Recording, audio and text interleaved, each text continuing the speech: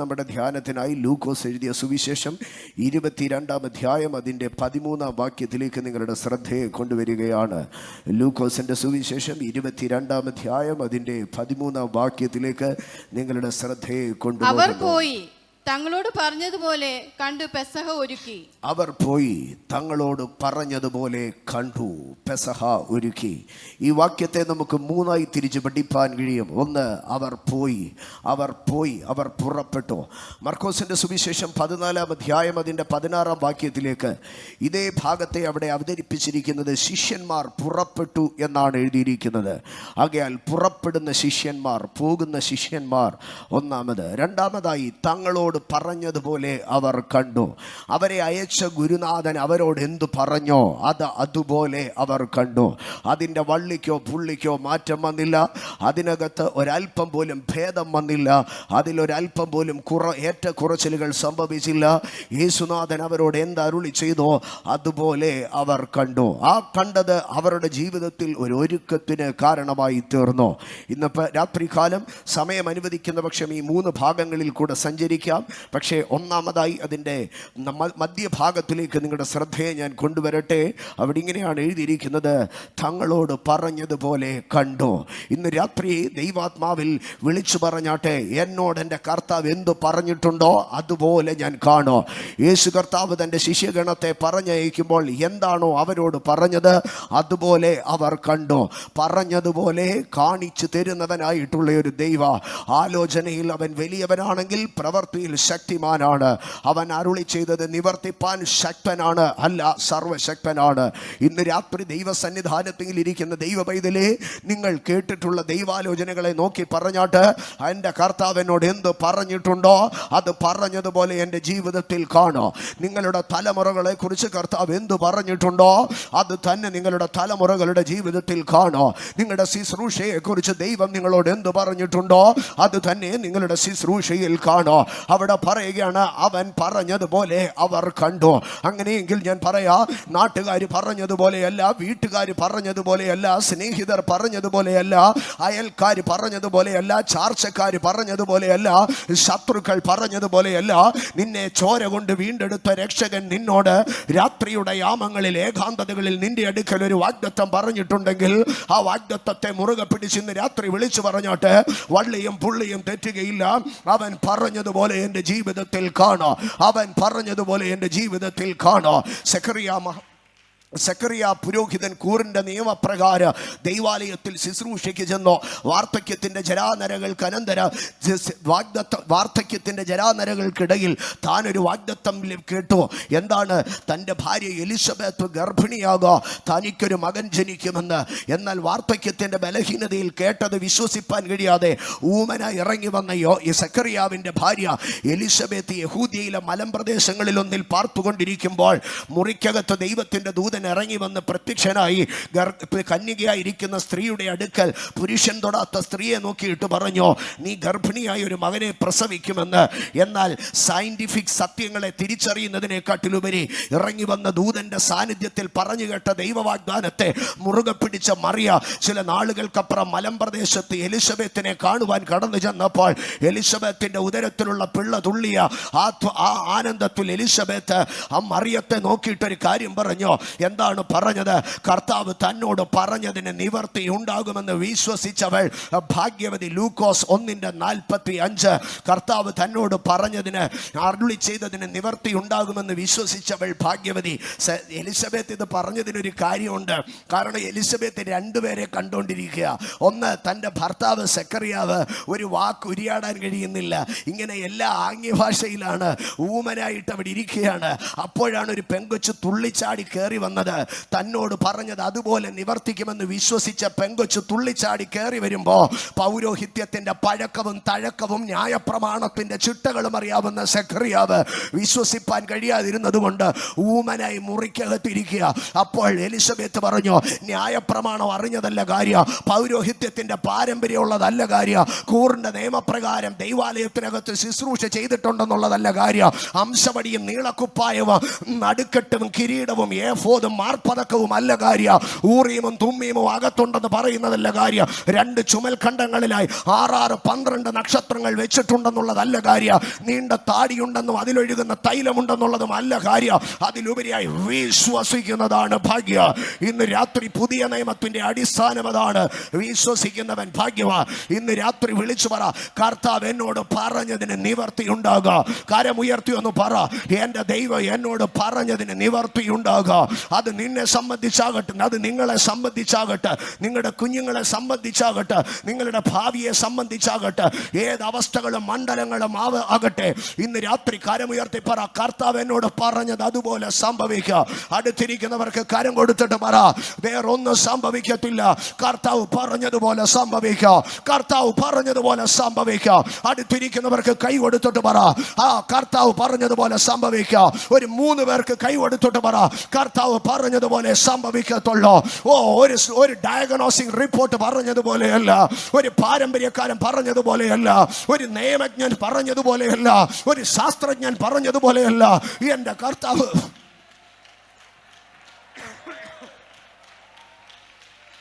എന്റെ കർത്താവ് പറഞ്ഞതുപോലെ മാത്രമേ സംഭവിക്കത്തുള്ളൂ. ഒരല്പം ബേസ് കൂട്ടി തരണേ. എൻ്റെ കർത്താവ് പറഞ്ഞതുപോലെ മാത്രമേ സംഭവിക്കത്തുള്ളൂ. വിശ്വസിക്ക്, എൻ്റെ ദൈവം പറഞ്ഞതുപോലെ മാത്രമേ സംഭവിക്കത്തുള്ളൂ. ആദിമ മനുഷ്യനായ ആദാമിൻ്റെ ചരിത്രത്തിലേക്ക് കടന്നു പോകുമ്പോൾ, ആദത്തെ സൃഷ്ടിച്ച ദൈവം ഏദനിൽ കൊണ്ടുപോയാക്കി, തോട്ടത്തെ പരിപാലിക്കുവാനും തോട്ടത്തിൽ വേല ചെയ്യുവാനുമാക്കി. തോട്ടത്തിൽ വേല ചെയ്യുവാൻ അവനെ അവിടെ ആക്കിയിട്ട് ദൈവം അവിടെ നിന്ന് വിടവാങ്ങുമ്പോൾ മനുഷ്യനോട് കൽപ്പിച്ച ഒരു കാര്യമുണ്ട്. മനുഷ്യ, ആദമേ, നിനക്ക് ഈ ഏദനിലുള്ള എല്ലാ വൃക്ഷങ്ങളുടെയോ എല്ലാ ഫലങ്ങളും തിന്ന. ദേ ഈ കാണുന്ന നിറഞ്ഞു നിൽക്കുന്നതായ സകല വൃക്ഷഫലങ്ങളും തിന്ന. എന്നാൽ തോട്ടത്തിന്റെ നടുവിൽ നിൽക്കുന്ന നന്മ തിന്മകളെ കുറിച്ചുള്ള അറിവിന്റെ വൃക്ഷത്തിന്റെ ഫല നീ അത് തൊടരുത്, നീ അത് തിന്നരുത് എന്ന് പറഞ്ഞു. ഉൽപ്പത്തി പുസ്തകം 2-ാം അധ്യായം 16-ാം വാക്യത്തിലേക്ക് 17-ാം വാക്യത്തിലേക്ക് വരുമ്പോൾ, യഹോവയായ ദൈവം മനുഷ്യനോട് കൽപ്പിച്ചത് എന്തെന്നാൽ, തോട്ടത്തിലെ സകല വൃക്ഷങ്ങളുടെയോ ഫലം നിനക്ക് ഇഷ്ടം പോലെ തിന്ന. ആമേൻ. എന്നാൽ നന്മ തിന്മകളെ കുറിച്ചുള്ള അറിവിന്റെ വൃക്ഷത്തിന്റെ ഫലം തിന്നരുത്, തിന്നുന്ന നാളിൽ നീ മരിക്കും. ഉൽപ്പത്തി 2:17 കർത്താവ് പറഞ്ഞു, തിന്നുന്ന നാളിൽ നീ മരിക്കും. റോമർക്ക് ലേഖനം എഴുതുമ്പോൾ അപ്പോസ്തലനായ വിശുദ്ധ പൗലോസ് അതിനെ വളരെ സംക്ഷിപ്തമായി വിളിച്ചു പറഞ്ഞു. എന്താണ് ദൈവം ഏദനിൽ വിളിച്ചു പറഞ്ഞത്? തിന്നുന്ന നാളിൽ നീ മരിക്കുമെന്ന്. എന്നാൽ പൗലോസ് അപ്പോസ്തലൻ റോമർക്ക് ലേഖനം എഴുതുമ്പോൾ 6-ാം അധ്യായം 23-ാം വാക്യത്തിൽ അതേ വാക്യത്തിന്റെ വ്യാഖ്യാനം അവിടെ പറയുകയാണ്, പാപത്തിന്റെ ശമ്പളം മരണമാകുന്നു. ദൈവം ഏദനിൽ വെച്ച് പറഞ്ഞു, തിന്നരുതെന്ന് കൽപ്പിച്ചതിന് നീ തിന്നാൽ, നീ ലംഘനം ചെയ്താൽ അവിടെ മരണം സംഭവിക്കും. അതാണ് റോമർ 6:23 പൗലോസ് പറഞ്ഞത്, പാപത്തിന്റെ ശമ്പളം അത് മരണമാണ്. എന്നാൽ ആദത്തിന്റെ അടുക്കൽ ദൈവം ഇത് പറഞ്ഞതിന് അനന്തരമായിട്ട് നാളുകൾ കഴിഞ്ഞുപോയി. ഒരു നാളിൽ ആദത്തിൽ നിന്ന് അകന്നു നിന്ന ഹവ്വയുടെ അടുക്കൽ ഇറങ്ങി വന്ന കൗശലശാലിയായ സർപ്പത്തിൽ കൂടെ പിശാച് ഒരു ചോദ്യം ചോദിച്ചോ. ആമേൻ. അത് തിന്നരുതെന്ന് ദൈവം കൽപ്പിച്ചിട്ടുണ്ടോ? എന്നിട്ട് അടുത്തതായിട്ട് പിശാച് ഒരു കാര്യം പറഞ്ഞു. പാമ്പ് സ്ത്രീയോട്, നിങ്ങൾ മരിക്കയില്ല നിശ്ചയ. ദൈവം എന്താ പറഞ്ഞത്? നിശ്ചയമൊന്നും ചേർത്ത് ദൈവം പറഞ്ഞില്ല. ദൈവം സത്യമൊന്നും ഇട്ട് പറഞ്ഞില്ല. ദൈവം ആണയൊന്നും ഇട്ട് പറഞ്ഞില്ല. ദൈവം പറഞ്ഞു, അത് തിന്നുന്ന നാളിൽ നീ മരിക്കുമെന്ന്. സിമ്പിളായിട്ടൊരു വാചകമാണ് പറഞ്ഞത്. പക്ഷേ പിശാച് ഇവിടെ വന്ന് പറയുകയാണ്, നീ മരിക്കയില്ല നിശ്ചയം. Surely you will not die. Surely, അവിടെ ഒരു ഷുവർലി ചേർത്ത് അവിടെ ഒരു ഉറപ്പ് വെച്ച് പറഞ്ഞു കൊടുക്കുകയാണ്. ദൈവം ഉറപ്പ് പറയാതെ ദൈവം ഒരു ഒറ്റ വാക്കിൽ പറഞ്ഞു, തിന്നുന്ന നാളിൽ നീ മരിക്കുക, പാപത്തിന്റെ ശമ്പളം മരണമാണ്. പക്ഷേ അപ്പുറത്ത് സർപ്പം ഒരു ഉറപ്പ് ചേർത്തിട്ട് പറഞ്ഞു, നീ മരിക്കയില്ല, നീ ദൈവത്തെ പോലെ ആകാം. ഹവ്വയുടെ മനസ്സാക്ഷിക്കകത്ത്, ഹവ്വയുടെ മനസ്സിനകത്ത്, ബുദ്ധിമണ്ഡലത്തിനകത്ത് 2 ആശയങ്ങൾ കിടന്ന് പോരടിക്കുകയാണ്. ഒന്ന്, ദൈവം പറഞ്ഞു മരിക്കുമെന്ന്. 2, സർപ്പം പറഞ്ഞു മരിക്കയില്ല, നിനക്കൊരു അപ്ഗ്രഡേഷൻ സംഭവിക്കുമെന്ന്. ആശയ യുദ്ധത്തിന്റെ നടുവിൽ, സ്തോത്രം, ഹവ്വ സർപ്പത്തിന്റെ പക്ഷത്തേക്ക് ചാഞ്ഞു. പക്ഷേ ആശയ യുദ്ധത്തിൽ സർപ്പത്തിന്റെ പക്ഷത്തേക്ക് ചാഞ്ഞ ഹവ്വ കണ്ടറിഞ്ഞ ഒരു സത്യമുണ്ട്. സർപ്പം പറഞ്ഞതുപോലെ അല്ല സംഭവിച്ചത്. പകരം ദൈവം അവളോട് എന്തു പറഞ്ഞോ അതുതന്നെയാണ് സംഭവിച്ചത്. ഇന്ന് രാത്രി എന്നെ കേൾക്കുന്ന എൻ്റെ സഹോദരങ്ങളോട് ഞാൻ വിളിച്ചു പറയട്ടെ, ദൈവം പറഞ്ഞിരിക്കുന്ന ഒരു സത്യമുണ്ട്. പാപത്തിന്റെ ശമ്പളം മരണമാണ്. തിന്നരുതെന്ന് പറഞ്ഞത് തിന്നാൽ അവിടെ മരണം സംഭവിക്കുക. ആരൊക്കെ അത് സംഭവിക്കത്തില്ലെന്ന് പറഞ്ഞാലോ, പാപങ്ങൾക്കേറ്റ ഒരു ന്യായവിധിയുണ്ട്. അതൊരു മനുഷ്യനും നീക്കിക്കളയുവാൻ കഴിയുന്നതല്ല. ഇന്ന് രാത്രി എന്നെ കേൾക്കുന്ന ദൈവപൈതലേ, പാപത്തിനൊരു ശമ്പളമില്ലെന്നോ പാപത്തിനൊരു ന്യായവിധി ഇല്ലെന്നോ നീ കരുതി പോകരുത്. കാരണം മാറ്റമില്ലാത്ത ദൈവത്തിന്റെ വചനം വിളിച്ചു പറയുകയാണ്, പാപത്തിന്റെ ശമ്പളം മരണമാണ്, അത് തിന്നുന്ന നാളിൽ നീ മരിക്കുക. അത് ദൈവമാണ് പറഞ്ഞതെങ്കിൽ അതിനൊരു മാറ്റമില്ല, ദൈവമാണ് പറഞ്ഞതെങ്കിൽ അതിനൊരു ഏറ്റക്കുറച്ചിലില്ല. പക്ഷെങ്കിൽ പിൽക്കാലത്തേക്ക് കടന്നു വരുമ്പോൾ ജ്ഞാനിയായ ശലോമോൻ വിളിച്ചു പറഞ്ഞു, മനുഷ്യനെ പാപം വശീകരിക്കുക. പാപം വശീകരിക്കുന്ന വിവിധ തലങ്ങളെ കുറിച്ച് സദൃശവാക്യങ്ങളുടെ പുസ്തകത്തിൽ അവിടെ ശലോമോൻ പറയുകയാണ്. 1-ാം അധ്യായത്തിൽ പാപത്തിന്റെ വശീകരണത്തെ താൻ പറയുകയാണ്. 1-ാം അധ്യായം അതിന്റെ 10-ാം വാക്യം, സദൃശവാക്യങ്ങളുടെ പുസ്തകം 1-ാം അധ്യായം അതിന്റെ 10-ാം വാക്യത്തിൽ അവിടെ പറയുകയാണ്, മകനെ, പാപികൾ നിന്നെ വശീകരിക്കുക. എന്താണ് ആ വശീകരണം? ആ വശീകരണത്തെ കുറിച്ച് അതിന്റെ 13-ാം വാക്യത്തിൽ പറയുന്നത് സാമ്പത്തിക തട്ടിപ്പിനെ കുറിച്ചാണ് പറയുന്നത്. 1-ാം അധ്യായത്തിൽ പറയുന്ന പാപം സാമ്പത്തിക തട്ടിപ്പാണ്. ആ സാമ്പത്തിക തട്ടിപ്പിനോട് ചേർത്ത് പറയുകയാണ്, നമുക്ക് വിലയേറിയ സമ്പത്ത് കിട്ടുക, നമ്മുടെ വീടുകൾ കൊള്ള കൊണ്ട് നിറയുക, അത് വശീകരണമാണ്. പക്ഷേ അതിന്റെ താഴെ ദൈവത്തിന്റെ വചനം ആവർത്തിച്ച് പറയുകയാണ്, നോ, ഒരിക്കലും, എന്നാൽ ഒടുവിൽ അത് കാഞ്ഞിരം പോലെ കഴിക്കുക, നിന്റെ ജീവൻ അപായപ്പെടും. ഇന്ന് രാത്രി എന്നെ കേൾക്കുന്ന ദൈവപൈതലേ, ഇന്ന് രാത്രി എന്നെ കേൾക്കുന്ന സ്നേഹിത സഹോദര, ഒരുപക്ഷെ ലോകം നിന്നോട് പാപത്തിന്റെ സാമ്പത്തിക തട്ടിപ്പിന്റെ മൂല്യങ്ങളെയും ആശയങ്ങളെയും വിളിച്ചു കാട്ടി പറഞ്ഞേക്കാം. പക്ഷെ ദൈവത്തിന്റെ വചനം പറയുന്നു, പാപത്തിന്റെ ശമ്പളം മരണമാണ്. ഏതെങ്കിലും ഒരു സാമ്പത്തിക തിരിമറിയിൽ നീ അകപ്പെട്ടു പോയിട്ടുണ്ടെങ്കിൽ മരണം നിന്റെ പടിവാതിൽക്കൽ നിൽക്കുന്നുണ്ട്. അതിനൊരു ശിക്ഷയും ന്യായവിധിയുമുണ്ട്. 1-ാം അധ്യായം സാമ്പത്തിക തട്ടിപ്പിനെ കുറിച്ചാണ് പറയുന്നത്. എന്നാൽ സദൃശവാക്യങ്ങളുടെ പുസ്തകം 2-ാം അധ്യായത്തിലേക്ക് കടന്നു വരുമ്പോൾ പാപത്തിന്റെ അടുത്ത തലം പറയുകയാണ്. എന്താണ് പാപത്തിന്റെ അടുത്ത തലം പറയുന്നത്? 2-ാം അധ്യായം അതിന്റെ 16-ാം വാക്യത്തിലേക്ക് തുടങ്ങി വായിക്കുമ്പോൾ അതൊരു അസാൻമാർഗിക ജീവിതത്തെ കുറിച്ച് പറയുകയാണ്. പാപത്തിന്റെ ഒന്ന് സാമ്പത്തിക തലമാണ്. പാപത്തിന്റെ 2-ാമത്തെ തലം അത് അസാൻമാർഗികതയുടെ തലമാണ്. പാപത്തിന്റെ 3-ാമത്തെ തലം 3-ാം അധ്യായത്തിലേക്ക് കടന്നു വരുമ്പോൾ അതിന്റെ 30-ാം വാക്യത്തിൽ പറയുകയാണ്, ശണ്ഠയും കലഹവും എന്ന് പറഞ്ഞുകൊണ്ട് പാപത്തിന്റെ 3-ാമത്തെ തലം ശണ്ഠയും കലഹവും വൈരാഗ്യവുമാണ്. വീണ്ടും അതിന്റെ 4-ാമത്തെ അധ്യായത്തിലേക്ക് കടന്നു വരുമ്പോൾ വക്രതയും ദോഷവുമുള്ള ഹൃദയത്തിന്റെ നിരൂപണങ്ങളിലെ പാപത്തെ കുറിച്ച് പറയുകയാണ്. ഇങ്ങനെ പാപത്തിന്റെ ഓരോ തലങ്ങളെ സദൃശവാക്യ തുടർന്ന് നാം വായിക്കുമ്പോൾ കാണുവാൻ കഴിയും. പക്ഷേ അവ എല്ലാറ്റിനെയും കൂടെ ചേർത്തിട്ട് ഇന്ന് രാത്രി ഞാൻ ദൈവത്തിന്റെ അരുളപ്പാട് നിന്നോട് പറയട്ടെ, പാപത്തിന്റെ ശമ്പളം മരണമാണ്. പാപം ചെയ്യുന്ന ദേഹി മരിക്കുക. പാപത്തിനൊരു ശിക്ഷാവിധിയുണ്ട്. ഇന്ന് രാത്രി കാല ആരെങ്കിലും നിന്നോട് പാപത്തിന് ശിക്ഷാവിധി ഇല്ല എന്ന് പറഞ്ഞിട്ടുണ്ടെങ്കിൽ നീ വഞ്ചിക്കപ്പെട്ടു പോവുകയാണ്. മാറ്റമില്ലാത്ത ദൈവത്തിന്റെ വചന, മാറ്റമില്ലാത്ത ദൈവത്തിന്റെ തിരുവായ്മൊഴി ഇന്ന് രാത്രി നിന്നോട് ആവർത്തിച്ച് പറയുകയാണ്, പാപത്തിന്റെ ശമ്പളം മരണമാണ്. ശിഷ്യന്മാർ പറയുകയാണ്, അവൻ പറഞ്ഞതുപോലെ ഞങ്ങൾ കണ്ടോ. പാപം ചെയ്താൽ നിനക്കൊരു കുഴപ്പവുമില്ലെന്ന് ദൈവം നിന്നോട് പറഞ്ഞിട്ടുണ്ടെങ്കിൽ നിനക്കൊരു കുഴപ്പവും ഭവിക്കത്തില്ല. പക്ഷെ പാപത്തിന്റെ ശമ്പളം മരണമാണെന്ന് ദൈവത്തിന്റെ തിരുവെഴുത്ത്, ദൈവത്തിന്റെ പരിശുദ്ധാത്മാവ് കാലാകാലങ്ങളിൽ എഴുന്നേറ്റ സ്ലീഹന്മാരിൽ കൂടെ പരിശുദ്ധാത്മാവ് അത് നിന്നോട് ആവർത്തിച്ച് ഉറപ്പിച്ച് പറഞ്ഞിട്ടുണ്ടെങ്കിൽ മാറ്റമില്ല. പാപത്തിന്റെ ശമ്പളം മരണം തന്നെയാണ്. ജ്ഞാനിയായ ശലോമോന്റെ സഭാപ്രസംഗിയുടെ പുസ്തകം അവസാനിക്കുമ്പോൾ 12-ാം അധ്യായം 14-ാം വാക്യത്തിൽ അവിടെ ഇങ്ങനെയാണ് പറഞ്ഞു വെക്കുന്നത്, ദൈവം നല്ലതും തീയതുമായ സകല പ്രവൃത്തിയെയും സകല രഹസ്യങ്ങളുമായി ന്യായവിസ്താരത്തിലേക്ക് വരുത്തും. ഇന്ന് രാത്രി ഞാൻ ഉറപ്പിച്ചു പറയുകയാണ്, മനുഷ്യൻ ചെയ്ത നല്ലതും തീയതുമായ സകല പ്രവൃത്തികളും അതിൻ്റെ രഹസ്യങ്ങളും ന്യായവിസ്താരത്തിലേക്ക് വരും. അവൻ പറഞ്ഞതുപോലെ നിങ്ങൾ കാണും. ഒരുപക്ഷെ ഇന്ന് പാപത്തിന്റെ അഴുക്കുചാലിൽ ഉരുളുമ്പോൾ ഇതിനൊരു ന്യായവിധി വരുമെന്ന് നിങ്ങൾ കരുതുന്നില്ലായിരിക്കാം. മദ്യത്തിനും മയക്കുമരുന്നിനും പിന്നാലെ ഓടുമ്പോൾ, സാമ്പത്തികത്തിന്റെ നൊടിനേരത്തേക്കുള്ള വെള്ളക്കുമിളുകളുടെ പിന്നാലെ ഓടുമ്പോൾ ഇതിനൊന്നും ഒരു നാശമുണ്ടാകുന്നെന്ന് നിങ്ങൾ തിരിച്ചറിയുന്നില്ലായിരിക്കാം. വക്രതയുള്ള നിരൂപണങ്ങളോ ശാഠ്യവും വൈരാഗ്യവും പകയും പിണക്കവുമായി കാലം പോക്കുമ്പോൾ എല്ലാ കാലവും ഈ മസിൽ പവർ കൊണ്ട് ജീവിക്കാമെന്ന് എവിടെയെങ്കിലും തോന്നുന്നുണ്ടായിരിക്കാം. ഇല്ല, മാറ്റമില്ലാത്ത ദൈവത്തിന്റെ വചനം പറയുന്നു, മനുഷ്യന്റെ നല്ലതും തീയതുമായ സകല പ്രവർത്തികളെയോ സകല രഹസ്യങ്ങളുമായി ന്യായവിസ്താരത്തിലേക്ക് ദൈവം കൊണ്ടുവരുമെന്ന് വിളിച്ചു പറയുകയാണ്. അത് ജ്ഞാനിയായ ശലോമോൻ മാത്രമല്ല, വിശുദ്ധ പൗലോസ് കൊരിന്ത്യർക്ക് ലേഖനം എഴുതുമ്പോൾ 2-ാം ലേഖനം 5-ാം അധ്യായത്തിന്റെ 1-ാം ഖണ്ഡിക അവസാനിക്കുമ്പോൾ അതിന്റെ 10-ാം വാക്യം ഇങ്ങനെയാണ് പറയുന്നത്, അവനവൻ ശരീരത്തിൽ ഇരിക്കുമ്പോൾ ചെയ്തത് നല്ലതാകിലും തീയതാകിലും അതിന് അതിന് തക്കവണ്ണം പ്രാപിക്കേണ്ടതിന് നാം എല്ലാവരും ക്രിസ്തുവിന്റെ ന്യായാസനത്തിന് മുൻപാകെ വെളിപ്പെടേണ്ടതാകുന്നു.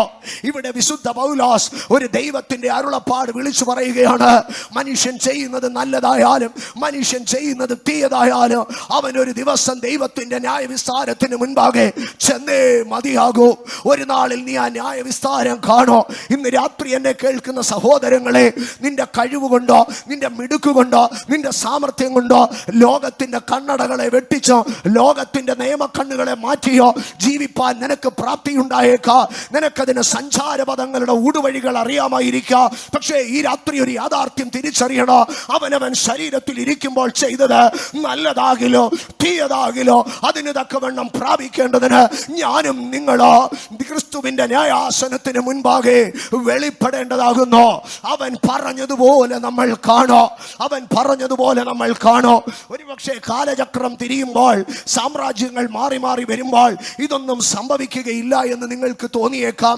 ദാനിയേലിന്റെ പുസ്തകം 7-ാം അധ്യായം ആരംഭിക്കുമ്പോൾ അവിടെ തമ്മിൽ ഭേദിച്ചിരിക്കുന്ന 4 മഹാമൃഗങ്ങൾ സമുദ്രത്തിൽ നിന്ന് കയറി, 4 മൃഗങ്ങൾ മഹാസമുദ്രത്തിൽ നിന്ന് കയറി വരുന്നത് ദാനിയേൽ എന്ന പ്രവാചകൻ ബാബേൽ രാജാവായ ബേൽശസ്സറിന്റെ 1-ാം ആണ്ടിൽ ദാനിയേൽ ഒരു സ്വപ്നം കണ്ടോ.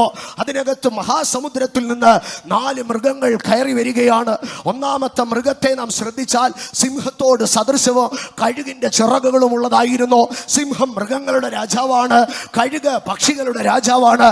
ആകയാൽ സർവ്വവിധത്തിലോ അത് ബലം അത് ബലത്തെ കാണിക്കുകയാണ്. പക്ഷി അത് ഉയർച്ചയെ കാണിക്കുകയാണ്. ബലം കൊണ്ട്, ഉയർച്ച കൊണ്ടോ, പ്രതാപം കൊണ്ട്, മഹത്വം കൊണ്ടോ ഏറ്റവും ഉന്നതി പ്രാപിച്ച ബാബിലോൺ സാമ്രാജ്യമായിരുന്നു അത്. അതിനനന്തരമായി മേദ്യ മലനിരകളിൽ നിറവായി കണ്ടിരുന്ന ഒരു കരടിയോട് സദൃശ്യമായിരിക്കുന്ന ഒരു മൃഗ സമുദ്രത്തിൽ നിന്ന് കയറി വരുന്നത് കണ്ടോ. അതിന്റെ വായിൽ 3 വാരിയലുകൾ ഉണ്ടായിരുന്നു. അതിന്റെ ഒരു പാർശ്വം പൊങ്ങിയിരുന്നു. ദാനിയേൽ പിൽക്കാലത്ത് ദൂതനാൽ അതിന്റെ അരുളപ്പാട് ലഭിച്ചു. ബാബിലോൺ സാമ്രാജ്യം തകർക്കപ്പെടോ. 62 വയസ്സുള്ളവനായ ദാരിയാവേസ് മേഘ്യനായ അധികാരം ഏൽക്കുമ്പോൾ അന്ന് പേർഷ്യൻ സാമ്രാജ്യം രാഷ്ട്രങ്ങളെ മുഴുവൻ അധീശത്വപ്പെടുത്തിക്കൊണ്ടിരിക്കുകയാണ്. ആകയാൽ കരടി എന്നുള്ളത് മേഘ്യനെ കാണിക്കുകയാണ്. എന്നാൽ ഒരു പാർശ്വം പൊങ്ങിയിരിക്കുന്നത് പേർഷ്യന്റെ ഉന്നത അവസ്ഥയോ മേഘ്യന്റെ താണ അവസ്ഥയുമാണ്. ഒരു മൃഗത്തിന്റെ 2 കരങ്ങൾ പോലെ പേർഷ്യനും മേഘ്യനോ ഒന്നിച്ച് മെഡോ പേർഷ്യൻ എന്നൊരു സാമ്രാജ്യം ഉണ്ടായി വരോ. ബാബിലോൺ സാമ്രാജ്യം കഴിഞ്ഞോ. അതിനുശേഷം മെഡോ പേർഷ്യൻ സാമ്രാജ്യം വന്നോ. പിന്നെയും മൃഗങ്ങൾ സമുദ്രത്തിൽ നിന്ന് കയറി വരികയാണ്. 6-ാം വാക്യത്തിലേക്ക് വരുമ്പോൾ പുള്ളിപ്പുലിക്ക് സദൃശ്യമായ ഒരു മൃഗം കയറി വന്നോ. അതിന്റെ മുതുകത്ത് പക്ഷിയുടെ 4 ചിറകുണ്ടായിരുന്നു. മൃഗത്തിന് 4 തലയും ഉണ്ടായിരുന്നു. പുള്ളിപ്പുലിയെ പോലെ വേഗതയിൽ ലോകത്തെ കീഴടക്കുവാൻ തക്കവണ്ണം പുരുഷായുസിന്റെ മധ്യമെത്തുന്നതിന് മുമ്പ് തന്നെ ലോകത്തിന്റെ തന്നാലാവോളം വെട്ടിപ്പിടിച്ച അലക്സാണ്ടർ എന്ന ഗ്രീക്ക് സാമ്രാജ്യത്തിന്റെ രൂപരേഖയാണ് അവിടെ കാണുന്നത്. എന്നാൽ 4 തല എന്നുള്ളത് അലക്സാണ്ടറിന്റെയും കസാക്കിസിന്റെയോ ലിസിമാക്കസിന്റെയും കസാൻഡറിന്റെയും ലിസിമാക്കസിന്റെയോ സെലൂക്കിസിന്റെയും ദിശകളിലായി തിരിഞ്ഞുപോയ ഗ്രീസിന്റെ ശേഷിപ്പിനെയാണ് അവിടെ പറഞ്ഞത്. അതിനനന്തരമായി ഘോരവും ഭയങ്കരവുമായ ഒരു ഇരുമ്പ് പല്ലുള്ള മൃഗ സമുദ്രത്തിൽ നിന്ന് കയറി വന്നോ. അത് റോമൻ സാമ്രാജ്യമായിരുന്നു. ഇങ്ങനെ കാലഘട്ടങ്ങളിൽ ചരിത്രത്തിൽ അനേക സാമ്രാജ്യങ്ങളെ കണ്ടോ. എന്നാൽ ഈ സാമ്രാജ്യങ്ങൾക്കൊക്കെ അനന്തരമായി ദാനിയേലിന്റെ പുസ്തകം 7-ാം അധ്യായം തമ്മിൽ ഭേദിച്ചിരിക്കുന്ന 4 മഹാമൃഗങ്ങളോടുകൂടെ Babylon, Medo Persian, Greece, Roman എന്നീ സാമ്രാജ്യങ്ങളുടെ ഉത്ഭവത്തോടും അസ്തമനത്തോടും കൂടെയാണ് അത് ആരംഭിക്കുന്നതെങ്കിൽ അതിന്റെ 9-ാം വാക്യത്തിലേക്ക് കടന്നു വരുമ്പോൾ ദാനിയേൽ എന്ന പ്രവാചകൻ നോക്കിക്കൊണ്ടിരിക്കുമ്പോൾ സ്വപ്നത്തിൽ താൻ വേറൊരു ദർശനം കണ്ടു. എന്താണ് താൻ കണ്ടത്? ഞാൻ നോക്കിക്കൊണ്ടിരുന്നപ്പോൾ മൃഗങ്ങൾ മാറി, സമുദ്രങ്ങളുടെ ദർശനം മാറി. പകരം ഞാൻ അവിടെ ന്യായാസനങ്ങളെ കണ്ടു. വയോധികനായ ഒരുത്തനിരുന്നു. അവന്റെ വസ്ത്രം ഹിമം പോലെ വെളുത്തതോ, അവന്റെ തലമുടി നിർമ്മലമായ ആട്ടിരോമം പോലെയോ, അവന്റെ സിംഹാസനം അഗ്നിജ്വാലയോ, അവന്റെ രഥചക്രങ്ങൾ കത്തുന്ന തീയുമായിരുന്നു. ഒരു അഗ്നിനദി അവന്റെ മുമ്പിൽ നിന്ന് ഒഴുകി 1000 പേർ അവന് ശുശ്രൂഷ ചെയ്തോ. 10,000 പേർ അവന്റെ മുമ്പാകെ നിന്നോ. ന്യായവിസ്താര സഭയിരുന്നോ. പുസ്തകങ്ങൾ തുറന്നോ. തിരുവെടുത്ത് വിളിച്ചു പറയുകയാണ്, സാമ്രാജ്യങ്ങൾ എഴുന്നേൽക്കുക, രാജാക്കന്മാർ എഴുന്നേൽക്കുക. മേദ്യനും പാർസിയും യവനും റോമനും തകർന്ന് തകർന്ന് മണ്ണോട് മണ്ണടിയോ. എന്നാൽ പുരാതനനായ ഒരുവൻ, അവൻ സിംഹാസനത്തിൽ ഇരിക്കുക, തലയും താടിയും ഹിമം പോലെ വെളുത്തവൻ, അഗ്നിജ്വാലയ്ക്കൊത്ത ചിറകുകളുമായി അഗ്നിജ്വാലയ്ക്കൊത്ത സിംഹാസനത്തിൽ ഇരിക്കുന്നവൻ. അവന്റെ മുമ്പിൽ നിന്ന് അഗ്നിനദി ഒഴുകോ. 1000 പേർ ശുശ്രൂഷ ചെയ്യോ. 10,000 പേർ പഞ്ചമുച്ചമടക്കി നിൽക്കോ. എന്താണ് ആ സിംഹാസനത്തിന്റെ പേർ? അത് ന്യായത്തിന്റെ സിംഹാസനമാണ്. അത് ന്യായവിസ്താര സഭയാണ്. അവിടെ പുസ്തകങ്ങൾ തുറക്കുക. കാലങ്ങൾ കഴിഞ്ഞുപോയി. ഏതാണ്ട് 6 നൂറ്റാണ്ടുകൾക്കപ്പുറം പത്മോസിന്റെ ഏകാന്തതയിൽ ഇരിക്കുമ്പോൾ വിശുദ്ധ യോഹന്നാൻ സ്വർഗീയ ദർശനങ്ങളെ കാണുമ്പോൾ അവിടെയും ന്യായവിസ്താര സഭയിരുന്നോ. പുസ്തകങ്ങൾ തുറന്നോ. ഓരോരുത്തരും അവനവന്റെ പ്രവർത്തിക്കേറ്റവണ്ണം ന്യായവിധി ഉണ്ടായി. പിശാചും സാത്താനും എന്ന പഴയ സർപ്പത്തെ പിടിച്ച് തീക്കകത്തേക്ക് ഇട്ടുകളയുന്ന ചരിത്രത്തെ അവിടെ എഴുതുകയാണ്. ഇന്ന് രാത്രി ഞാൻ ഇത് ഇത്ര സവിസ്തരം പറഞ്ഞത് എന്തിനെന്ന് എന്റെ സഹോദരങ്ങൾ അറിഞ്ഞിരിക്കണം. പാപത്തിനൊരു ന്യായവിധിയുണ്ട്, പാപത്തിനൊരു ശിക്ഷാവിധിയുണ്ട്. അത് ആരില്ലെന്ന് പറഞ്ഞാൽ ദൈവം പറഞ്ഞതാണ്. പാപത്തിനൊരു ശിക്ഷാവിധിയുണ്ട്, അകൃത്യങ്ങൾക്കൊരു ശിക്ഷാവിധിയുണ്ട്. അതില്ലെന്ന് കരുതരുത്. ആഹാബ് എന്ന ഇസ്രായേൽ രാജാവ് അധികാരത്തിന്റെ ഭ്രാന്ത് പിടിച്ച് ഇസബേൽ എന്ന തന്റെ ഭാര്യ ആഭിചാരത്വത്തിന്റെ കൂട്ടുപിടിച്ച് സകലത്തിനുമെതിരായി പ്രവർത്തിച്ചപ്പോൾ ഒരു നാളും തങ്ങളുടെ സാമ്രാജ്യം തകരുകയില്ലെന്നാണ് ചിന്തിച്ചത്. നാസിസത്തിന്റെ ഹിറ്റ്ലറോ, ഫാസിസത്തിന്റെ മുസോളിനിയോ, മാർസിസത്തിന്റെ കാറൽ മാർക്സോ, കമ്മ്യൂണിസത്തിന്റെ ലെനിനോ, സ്റ്റാലിനും ആരും അവരുടെ സാമ്രാജ്യം തകരുമെന്നോ ഒരിക്കൽ അവർക്ക് ന്യായവിധി ഉണ്ടാകുമെന്നോ അവർ കരുതിയില്ല. ലോകത്തെ മുഴുവൻ പ്രസംഗം കൊണ്ട് ഒതുക്കുമെന്ന് പറഞ്ഞ ഹിറ്റ്ലർ അവസാനം ബംഗറിൽ ആത്മഹത്യ ചെയ്യുമ്പോൾ ഇന്ന് രാത്രി എന്നെ കേൾക്കുന്ന ദൈവ പൈതലേ, പാപത്തിനൊരു ന്യായവിധി ഉണ്ടെന്നുള്ളത് പച്ചവെള്ളം പോലെ യാഥാർത്ഥ്യമാണ്. ഇന്ന് രാത്രി അതിനെ തിരുത്തി എഴുതാൻ ഉലക ചരിത്രത്തിൽ ഒരു മഹാനും എഴുന്നേറ്റിട്ടില്ല. പാപത്തിനൊരു ന്യായവിധിയുണ്ട്. യേശു കർത്താവിനെ മുക്കാലിൽ കെട്ടിയിട്ട് 39 അടിയടിച്ച് ഗബത്ത എന്ന കൽത്തളം ചോരക്കളമാക്കി തീർത്ത് കാൽവറിയിലെ ഗിരിമുകളിൽ കൊണ്ടുപോയി ക്രൂശിക്കുമ്പോൾ യഹൂദന്മാർ പറഞ്ഞു, നിന്റെ രക്തം ഞങ്ങളുടെ മേൽ വയ്ക്കട്ടെ, ഞങ്ങളുടെ തലമുറകൾ മേൽ വലിക്കട്ടെ എന്ന്. 2000 വർഷങ്ങൾക്കിപ്പുറം ഇന്നും യഹൂദൻ വിലാപമതിലിൽ പോയി തലയിടിച്ച് കരയുമ്പോൾ അവൻ പറഞ്ഞ വാക്കുകൾ അവന്റെ നേരെ തിരിഞ്ഞു വരികയാണ്. പാപത്തിന് ശിക്ഷയുണ്ട്, പാപത്തിനൊരു ന്യായവിധിയുണ്ട്, പാപത്തിന്റെ ശമ്പളം മരണമാണ്. ഇത് മനുഷ്യൻ ഉരുത്തിരിച്ചെടുത്ത ഒരു ആശയമല്ല, അത് ദൈവത്തിന്റെ അരുളപ്പാടാണ്. ഇന്ന് രാത്രി എന്നെ കേൾക്കുന്ന എൻ്റെ സഹോദരങ്ങളെ, നാം ഭയപ്പെട്ടുകൊള്ളണോ. അവൻ പറഞ്ഞതുപോലെ സംഭവിക്കോ, അവൻ പറഞ്ഞതുപോലെ സംഭവിക്കോ. മനുഷ്യന്റെ നല്ലതും തീയതുമായ സകല പ്രവർത്തികളെയോ അവൻ്റെ സകല രഹസ്യങ്ങളെയോ ദൈവം അത് ന്യായവിസാരത്തിൽ കൊണ്ടുവരോ. ഇത് ഒരിക്കൽ മാത്രം സംഭവിക്കുന്ന കാര്യമല്ല. കാലാകാലം ഇതിൻ്റെ നിഴലുകളായി ദൈവം ന്യായവിധിയെ നടത്തിയിട്ടുണ്ട്. പക്ഷേ ആ ന്യായവിധി വരുമ്പോൾ മനുഷ്യനാനും അത് ഉൾക്കൊണ്ടിട്ടില്ല.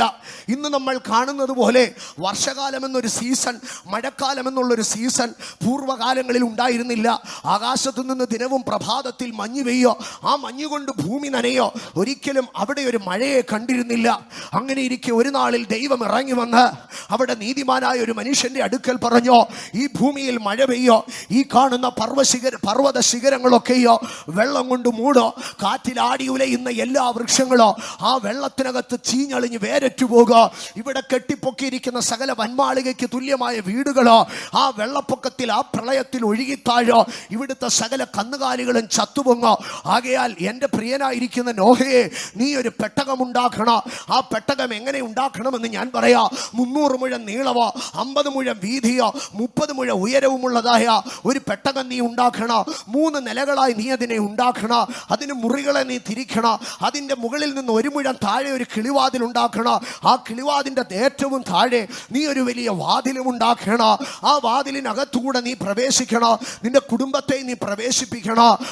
അതിനോടൊപ്പമായിട്ട് കാട്ടിലെ സകല മൃഗങ്ങളെയോ നാട്ടിലെ സകല കന്നുകാലികളെയോ ആകാശത്തിൽ പറക്കുന്ന സകല പക്ഷികളെയോ ഭൂമിയിലിഴയുന്ന സകല ഇഴജാതിയെയോ നീ ഈരണ്ടായി ആണും പെണ്ണുമായി നീ ആ പെട്ടകത്തിനകത്ത് പ്രവേശിക്കണം. പെട്ടകത്തിൽ പ്രവേശിച്ചു കഴിയുമ്പോൾ ഞാൻ പെട്ടകത്തിൻ്റെ വാതിലടയ്ക്കോ, അതിനനന്തരമായി ഭൂമിയിൽ മഴ പെയ്യുമെന്ന്. നോഹ എന്ന ആ മനുഷ്യനൊഴികെ ആ വിഷയത്തെ ആരും വിശ്വസിച്ചില്ല. കാരണം അന്നുവരെ അവർ കണ്ടിട്ടുള്ള ശാസ്ത്രത്തിൽ എവിടെയോ ചരിത്രത്തിൽ എവിടെയോ മഴ എന്നൊരു പ്രതിഭാസം ഉണ്ടായിരുന്നില്ല. എന്നാൽ നോഹ വിശ്വസിച്ചോ, ദൈവം പറഞ്ഞതുപോലെ സംഭവിക്കും. സംഭവിക്കാം. നോഹ വിശ്വസിച്ചോ, ദൈവം പറഞ്ഞതുപോലെ സംഭവിക്കാം. ദൈവം പറഞ്ഞതുപോലെ സംഭവിച്ചോ. നോഹ ഗോഫേർ മരം കൊണ്ട് പെട്ടകം ഉണ്ടാക്കുമ്പോൾ പട്ടണം പരിഹസിച്ചോ. എന്നാൽ നോഹയ്ക്ക് ഒരു കുടുംബമുണ്ടായിരുന്നു, അനുഗ്രഹിക്കപ്പെട്ട കുടുംബം. ആ കുടുംബത്തിലെ മക്കൾ അപ്പൻ പറഞ്ഞതിനെ വിശ്വസിച്ചായിരുന്നു. അന്ന് വരെ കണ്ടിട്ടില്ലാത്ത കാര്യം ആ അപ്പൻ ചെയ്യുമ്പോൾ ആ പട്ടണത്തിലുള്ള കൂട്ടുകാരെല്ലാം ഈ കുഞ്ഞുങ്ങളെ വിളിച്ചിട്ട് പറഞ്ഞു, നിന്റെ അപ്പന് വട്ട എന്ന്. അപ്പന് വട്ട എന്ന് പറഞ്ഞിട്ട് അപ്പൻ പെട്ടകം ഉണ്ടാക്കുന്നതിന് ഈ കുഞ്ഞുങ്ങൾ കൂടെ നിന്നോ. കുഞ്ഞുങ്ങൾ അപ്പനെ അനുസരിച്ചോ.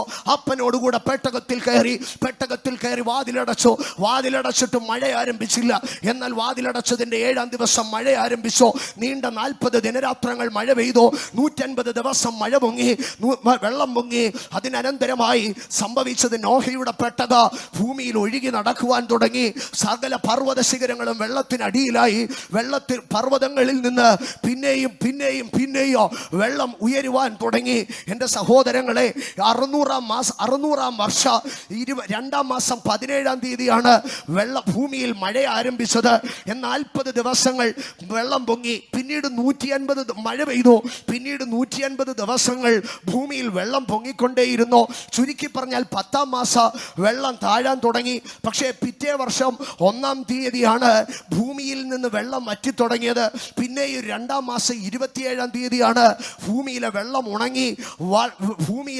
ഉണങ്ങി താൻ പെട്ടകത്തിന്റെ വാതിൽ തുറന്നത്. എന്ന് പറഞ്ഞാൽ 1 വർഷവും 10 മാസവും നോഹ പെട്ടകത്തിനകത്തിരുന്നു. നോഹ വിശ്വസിച്ചോ, ദൈവം പറഞ്ഞതുപോലെ ഭൂമിയിൽ ന്യായവിധി സംഭവിക്കുമെന്ന്.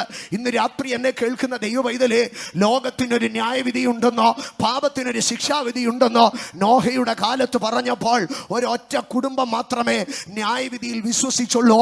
എന്നാൽ ആ ന്യായവിധിയിൽ മാത്രമല്ല അവർ വിശ്വസിച്ചത്, സകല ജഡവും നശിപ്പിക്കപ്പെടുമ്പോഴോ ദൈവത്തെ ഒരുത്തൻ അനുസരിച്ചാൽ, ദൈവത്തെ ഒരുത്തൻ വിശ്വസിച്ചാൽ അവൻ രക്ഷ പ്രാപിക്കുമെന്ന് അവർ വിശ്വസിച്ചോ. അതുകൊണ്ട് നോഹ വിശ്വാസത്താൽ ഒരു പെട്ടകം തീർത്തോ. ദൈവം അരുളി ചെയ്തത് നിവർത്തീകരിക്കപ്പെടുമെന്ന് നോഹ വിശ്വസിച്ചോ. നോഹ വിശ്വസിച്ച് ഒരു പെട്ടകം തീർത്തോ. പിൽക്കാലത്ത് വിശുദ്ധ പത്രോസ് അപ്പോസ്തലൻ ലേഖനം എഴുതുമ്പോൾ വിളിച്ചു പറഞ്ഞു, വിശ്വാസത്താൽ നോഹ തനിക്ക് അരുളപ്പാട് ലഭിച്ചപ്പോൾ ഒരു പെട്ടകം തീർത്തോ. ആ പെട്ടകത്തിൽ കൂടി അല്പജന എന്ന് വെച്ചാൽ 8 പേർ രക്ഷ പ്രാപിച്ചോ. അത് വെറുതെ സംഭവിച്ചതല്ല. വരുവാൻ പോകുന്ന ന്യായവിധിയിൽ നിന്ന് മാനവരാശി പിതാവിന്റെയും പുത്രന്റെയും പരിശുദ്ധാത്മാവിന്റെയും നാമത്തിൽ ജലസ്നാനമേറ്റ് ശിക്ഷാവിധിയിൽ നിന്ന് രക്ഷ പ്രാപിക്കുന്നതിന്റെ അടയാളമാണതെന്ന് വിളിച്ചു പറഞ്ഞു.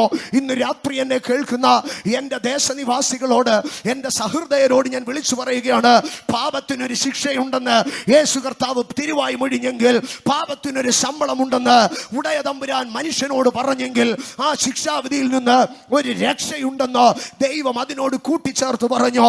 ആ ശിക്ഷാവിധിയിൽ നിന്ന് ഒരു രക്ഷയുണ്ടെന്ന് യേശു കർത്താവ് അതിനോട് കൂട്ടിച്ചേർത്ത് പറഞ്ഞു. അതിനുള്ള മാർഗം എന്താണ്? അതിനുള്ള മാർഗം അതിനുള്ള മാർഗം നോഹ പെട്ടകം തീർത്തതുപോലെ നോഹയുടെ പെട്ടകത്തെ കുറിച്ച് പത്രോസ് അപ്പോസ്തലൻ പറയുകയാണ്, അത് സ്നാനത്തിനൊരു മുൻകുറി. എന്താണ് സ്നാനം? മർക്കോസിന്റെ സുവിശേഷം 16-ാം അധ്യായം അതിന്റെ 16-ാം വാക്യത്തിലേക്ക് വരുമ്പോൾ അവിടെ ശിക്ഷയെക്കുറിച്ചും രക്ഷയെക്കുറിച്ച് യേശു കർത്താവ് തന്റെ ശിഷ്യഗണത്തോട് വിളിച്ചു പറയുകയാണ്.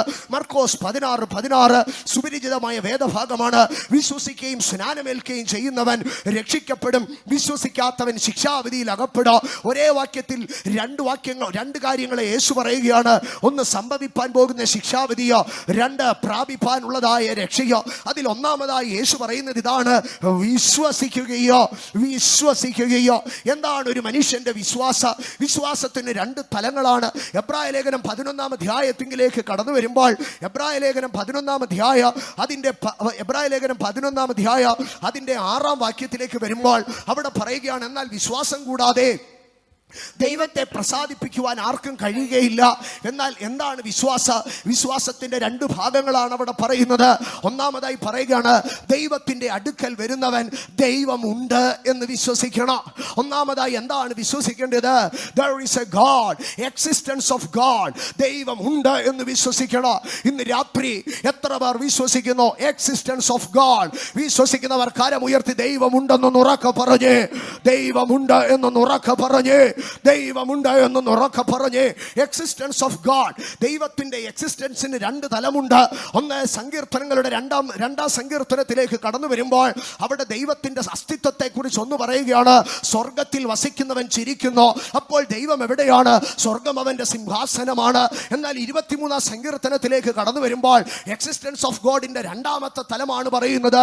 അവിടെ സ്വർഗത്തിൽ വസിക്കുന്ന ദൈവത്തെ കുറിച്ചല്ല. കൂരിരുൾ താഴ്വരയിൽ കൂടി കടന്നാലോ ഞാനൊരു അനർത്ഥവും ഭയപ്പെടുകയില്ല. He is with me. അവിടെ ഭൂമി ദൈവത്തിന്റെ പാദപീഠമാണ്. സ്വർഗം അവന്റെ സിംഹാസനമോ, ഭൂമി അവന്റെ പാദപീഠമോ. സ്വർഗത്തിൽ ചെന്നാലും എനിക്ക് ദൈവത്തെ കാണാം. ഭൂമിയിലെ എൻ്റെ ഇരുട്ടിനകത്ത് എനിക്ക് ദൈവത്തെ കാണാം. Existence of God. ഇന്ന് രാത്രികാല എന്നെ കേൾക്കുന്ന എൻ്റെ സഹോദരങ്ങളെ, വിശ്വാസത്തിന്റെ പടി ഇതാണ്. ദൈവമുണ്ട്, ദൈവമുണ്ട്. എവിടെയാണ് ദൈവം ഒരു മലയ്ക്കകത്തിരിക്കുകയല്ല. ദൈവം ഒരു ഗുഹയ്ക്കകത്തിരിക്കുകയല്ല. ദൈവം സമയത്ത് തുറക്കുന്ന ഒരു വാതിലിനകത്തിരിക്കുകയല്ല. ദൈവം മണിയടിക്കുമ്പോൾ ഇറങ്ങി വരുന്ന ഒരു കൂടാരത്തിനകത്തിരിക്കുകയല്ല. എൻ്റെ ദൈവ സ്വർഗത്തിൽ സിംഹാസനം വെച്ചിരിക്കുന്നു. അപ്പോൾ തന്നെ എൻ്റെ ജീവിതത്തിന്റെ ഇരുണ്ട നടവഴികളിൽ എവിടെയോ അവൻ എന്നോടൊപ്പമുണ്ട്. ഒരു നാളും എന്നെ കൈവിടത്തില്ല, ഒരു നാളും എന്നെ ഉപേക്ഷിക്കത്തില്ലെന്ന് പറഞ്ഞ ദൈവത്തിന്റെ സാന്നിധ്യം എന്നോടുകൂടെയുണ്ട്. എന്നാൽ അത് വിശ്വാസത്തിന്റെ ഒന്നാമത്തെ തലം മാത്രമാണ്, എക്സിസ്റ്റൻസ് ഓഫ് ഗോഡ്. രണ്ടാമതായി അവിടെ പറയുന്നത് ക്യാരക്ടർ ഓഫ് ഗോഡ് ആണ്. ആ വാക്യത്തിൽ തന്നെ പറയുന്നുണ്ട്, ദൈവത്തിന്റെ അടുക്കൽ വരുന്നവൻ ഒന്ന് ദൈവമുണ്ട് എന്ന് വിശ്വസിക്കണം. രണ്ടാമതായി വിശ്വസിക്കേണ്ടത് ദൈവത്തിന്റെ ക്യാരക്ടറാണ്. എന്താണ് വിശ്വസിക്കേണ്ടത്? ആമേൻ. തന്റെ അടുക്കൽ തന്നെ അന്വേഷിക്കുന്നവർക്ക് പ്രതിഫലം കൊടുക്കുന്നു എന്ന് വിശ്വസിക്കണം. ദൈവത്തിന്റെ ക്യാരക്ടറിൽ വിശ്വസിക്കണം. തന്നെ അന്വേഷിക്കുന്നവർക്ക് പ്രതിഫലം കൊടുക്കുക. അവൻ ആർക്കും കടക്കാരനല്ല, അവൻ ആർക്കും ബാധ്യതയല്ല, അവൻ ആരോടും വഴിമാറിപ്പോകാൻ പറയത്തില്ല, അവൻ ആർക്കും മുഖം മറയ്ക്കത്തില്ല. അവൻ പ്രതിഫലം കൊടുക്കുന്നവനാണ്. കർത്താവിനെ പരമാർത്ഥമായി അന്വേഷിക്കുന്ന എൻ്റെ സ്നേഹിതരെ, സഹോദരങ്ങളെ, ദൈവത്തിലുള്ള വിശ്വാസത്തിന്റെ രണ്ടാമത്തെ തല, ദൈവം നിന്നെ ഒരു നാളും കൈവിടത്തില്ല. തന്നെ അന്വേഷിക്കുന്നവർക്ക് അവൻ പ്രതിഫലം കൊടുക്കുക. അതാണ് വിശ്വാസത്തിന്റെ രണ്ടാമത്തെ തല. നീ കർത്താവിനെ അന്വേഷിച്ചിട്ടുണ്ടെങ്കിൽ, നീ കർത്താവിനെ പിൻപറ്റിയിട്ടുണ്ടെങ്കിൽ, നിനക്കും നിന്റെ സന്തതിക്കും നിന്റെ സന്തതിയുടെ സന്തതിക്ക് അവന്റെ സന്തതിക്ക് അവന്റെ സന്തതിക്ക് അവന്റെ സന്തതിക്ക് തലമുറയോളം നിന്റെ ദൈവം വിശ്വസ്തനായിരിക്കും. അവൻ പ്രതിഫലം കൊടുക്കുക. അവൻ കടം പറയുന്ന ദൈവമല്ല. ഇന്ന് രാത്രി വിശ്വസിക്കുന്നവർ കരമുയർത്തി ദൈവത്തിന് മഹത്വം പറഞ്ഞേ. അങ്ങനെ പറഞ്ഞതിന് ശേഷം 3 അവകാശങ്ങളെയാണ് അവിടെ പറയുന്നത്. ഇബ്രായലേഖനം 11 അധ്യായം 6 വാക്യത്തിൽ തന്നെ അന്വേഷിക്കുന്നവർക്ക് പ്രതിഫലം കൊടുക്കുമെന്ന് പറഞ്ഞിട്ട് ആ വിശ്വാസവീരന്മാരുടെ പട്ടികയൊക്കെ പറയുന്നതിന് മുമ്പേ 3 വിധമായ അവകാശങ്ങളെയാണ് അവിടെ പറയുന്നത്. അവിടെ നാം ശ്രദ്ധിക്കുമ്പോൾ 7 വാക്യത്തിൽ പറയുകയാണ്, വിശ്വാസത്താൽ നോഹ അതുവരെ കാണാത്തവയെ കുറിച്ച് അരുളപ്പാടുണ്ടായിട്ട് ഭയഭക്തി പൂണ്ട് തൻ്റെ കുടുംബത്തിൻ്റെ രക്ഷയ്ക്കായിട്ടൊരു പെട്ടകം തീർത്തു. അതിനാൽ അവൻ ലോകത്തെ കുറ്റം വിധിച്ചു. വിശ്വാസത്താലുള്ള നീതിക്ക് അവകാശിയായി തീർന്നു. Hair of righteousness. 3 അവകാശങ്ങളാണ് പറയുന്നത്. ഒന്ന്, നീതി അവകാശമായി തീർന്നു. രണ്ടാമതായി 8 വാക്യത്തിലേക്ക് വരുമ്പോൾ വിശ്വാസത്താൽ അബ്രഹാം തനിക്ക് അവകാശമായി കിട്ടുവാനിരുന്ന ഒരു ദേശത്തെ കുറിച്ച്. അപ്പൊ രണ്ടാമത്തെ അവകാശം ഏതാണ്? ഒരു ദേശം തനിക്ക് അവകാശമായി. 1 നീതി അവകാശമായി, 2 ദേശം അവകാശമായി, 3 സാറയെ കുറിച്ച് പറയുകയാണ്.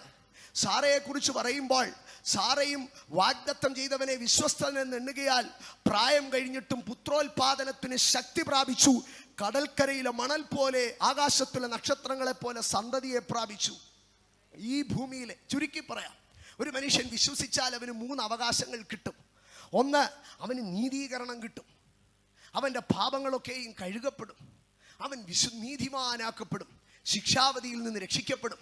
രണ്ടാമത്, ദൈവം ശില്പിയായി നിർമ്മിച്ചതും അടിസ്ഥാനങ്ങളുള്ളതുമായ ഒരു നഗരം അവൻ അവകാശമായി കിട്ടും. 3, ഈ ഭൂമിയിൽ അവൻ്റെ ബലഹീനതയിൽ ദൈവം ശക്തി നൽകി അവന് തലമുറകളെയും തലമുറകളുടെ അനുഗ്രഹങ്ങളെയും ദൈവം നൽകും. ഇതാണ് വിശ്വസിക്കുന്നവനുള്ള 3 അനുഗ്രഹങ്ങൾ. 1, അവൻ്റെ ആത്മാവിൻ്റെ രക്ഷ. രണ്ട് അവൻ്റെ നിത്യത, മൂന്ന് ഈ ഭൂമിയിലുള്ള സകല അനുഗ്രഹങ്ങളും.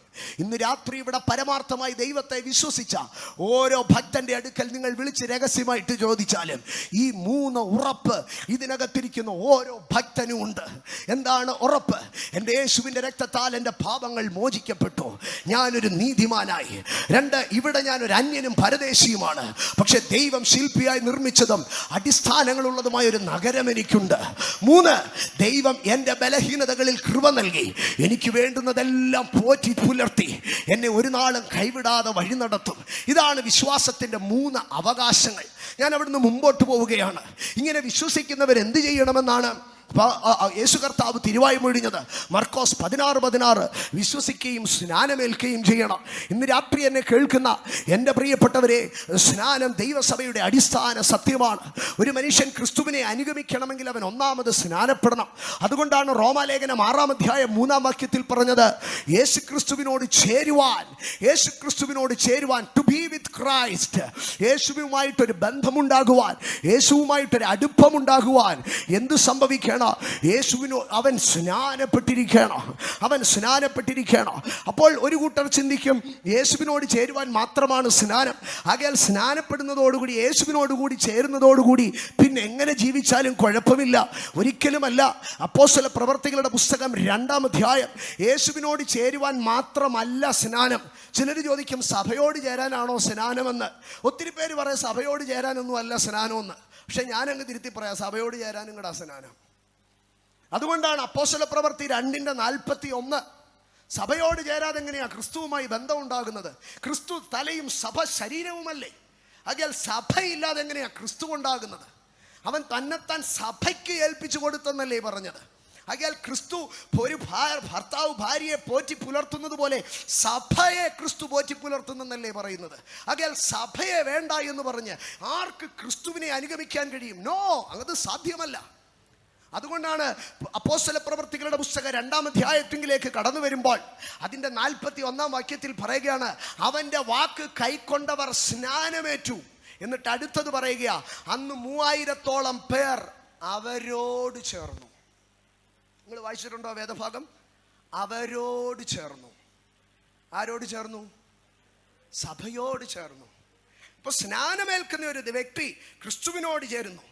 എന്നാൽ ചരിത്രം പറയുന്നു, അന്ന് 3000-ഓളം പേർ സ്നാനമേറ്റു, അവർ അവരോട് ചേർന്നു. They were added to the church. അവർ സഭയിലേക്ക് ആഡായി. ഇന്ന് രാത്രി എന്നെ കേൾക്കുന്ന സഹോദരങ്ങളെ, മീഡിയയിലോ എവിടെയെങ്കിലും ഇരുന്ന് കേൾക്കുമ്പോൾ ഒരുപക്ഷെ എന്നോടൊന്ന് മുഖം ചുളിച്ചേക്കാം.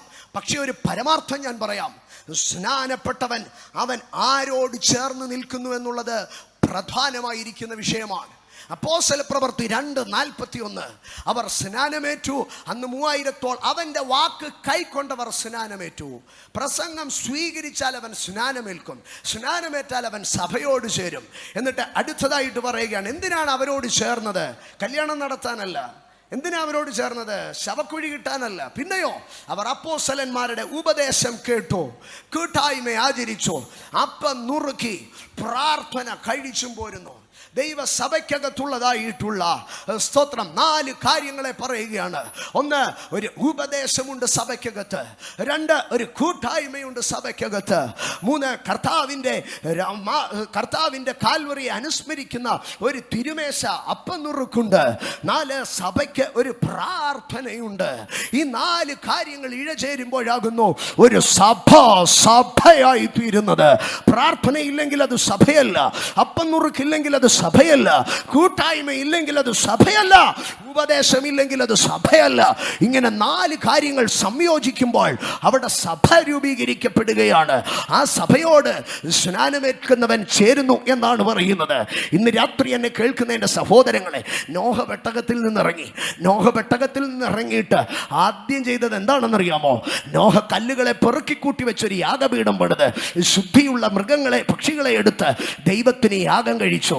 എന്താ കാരണം?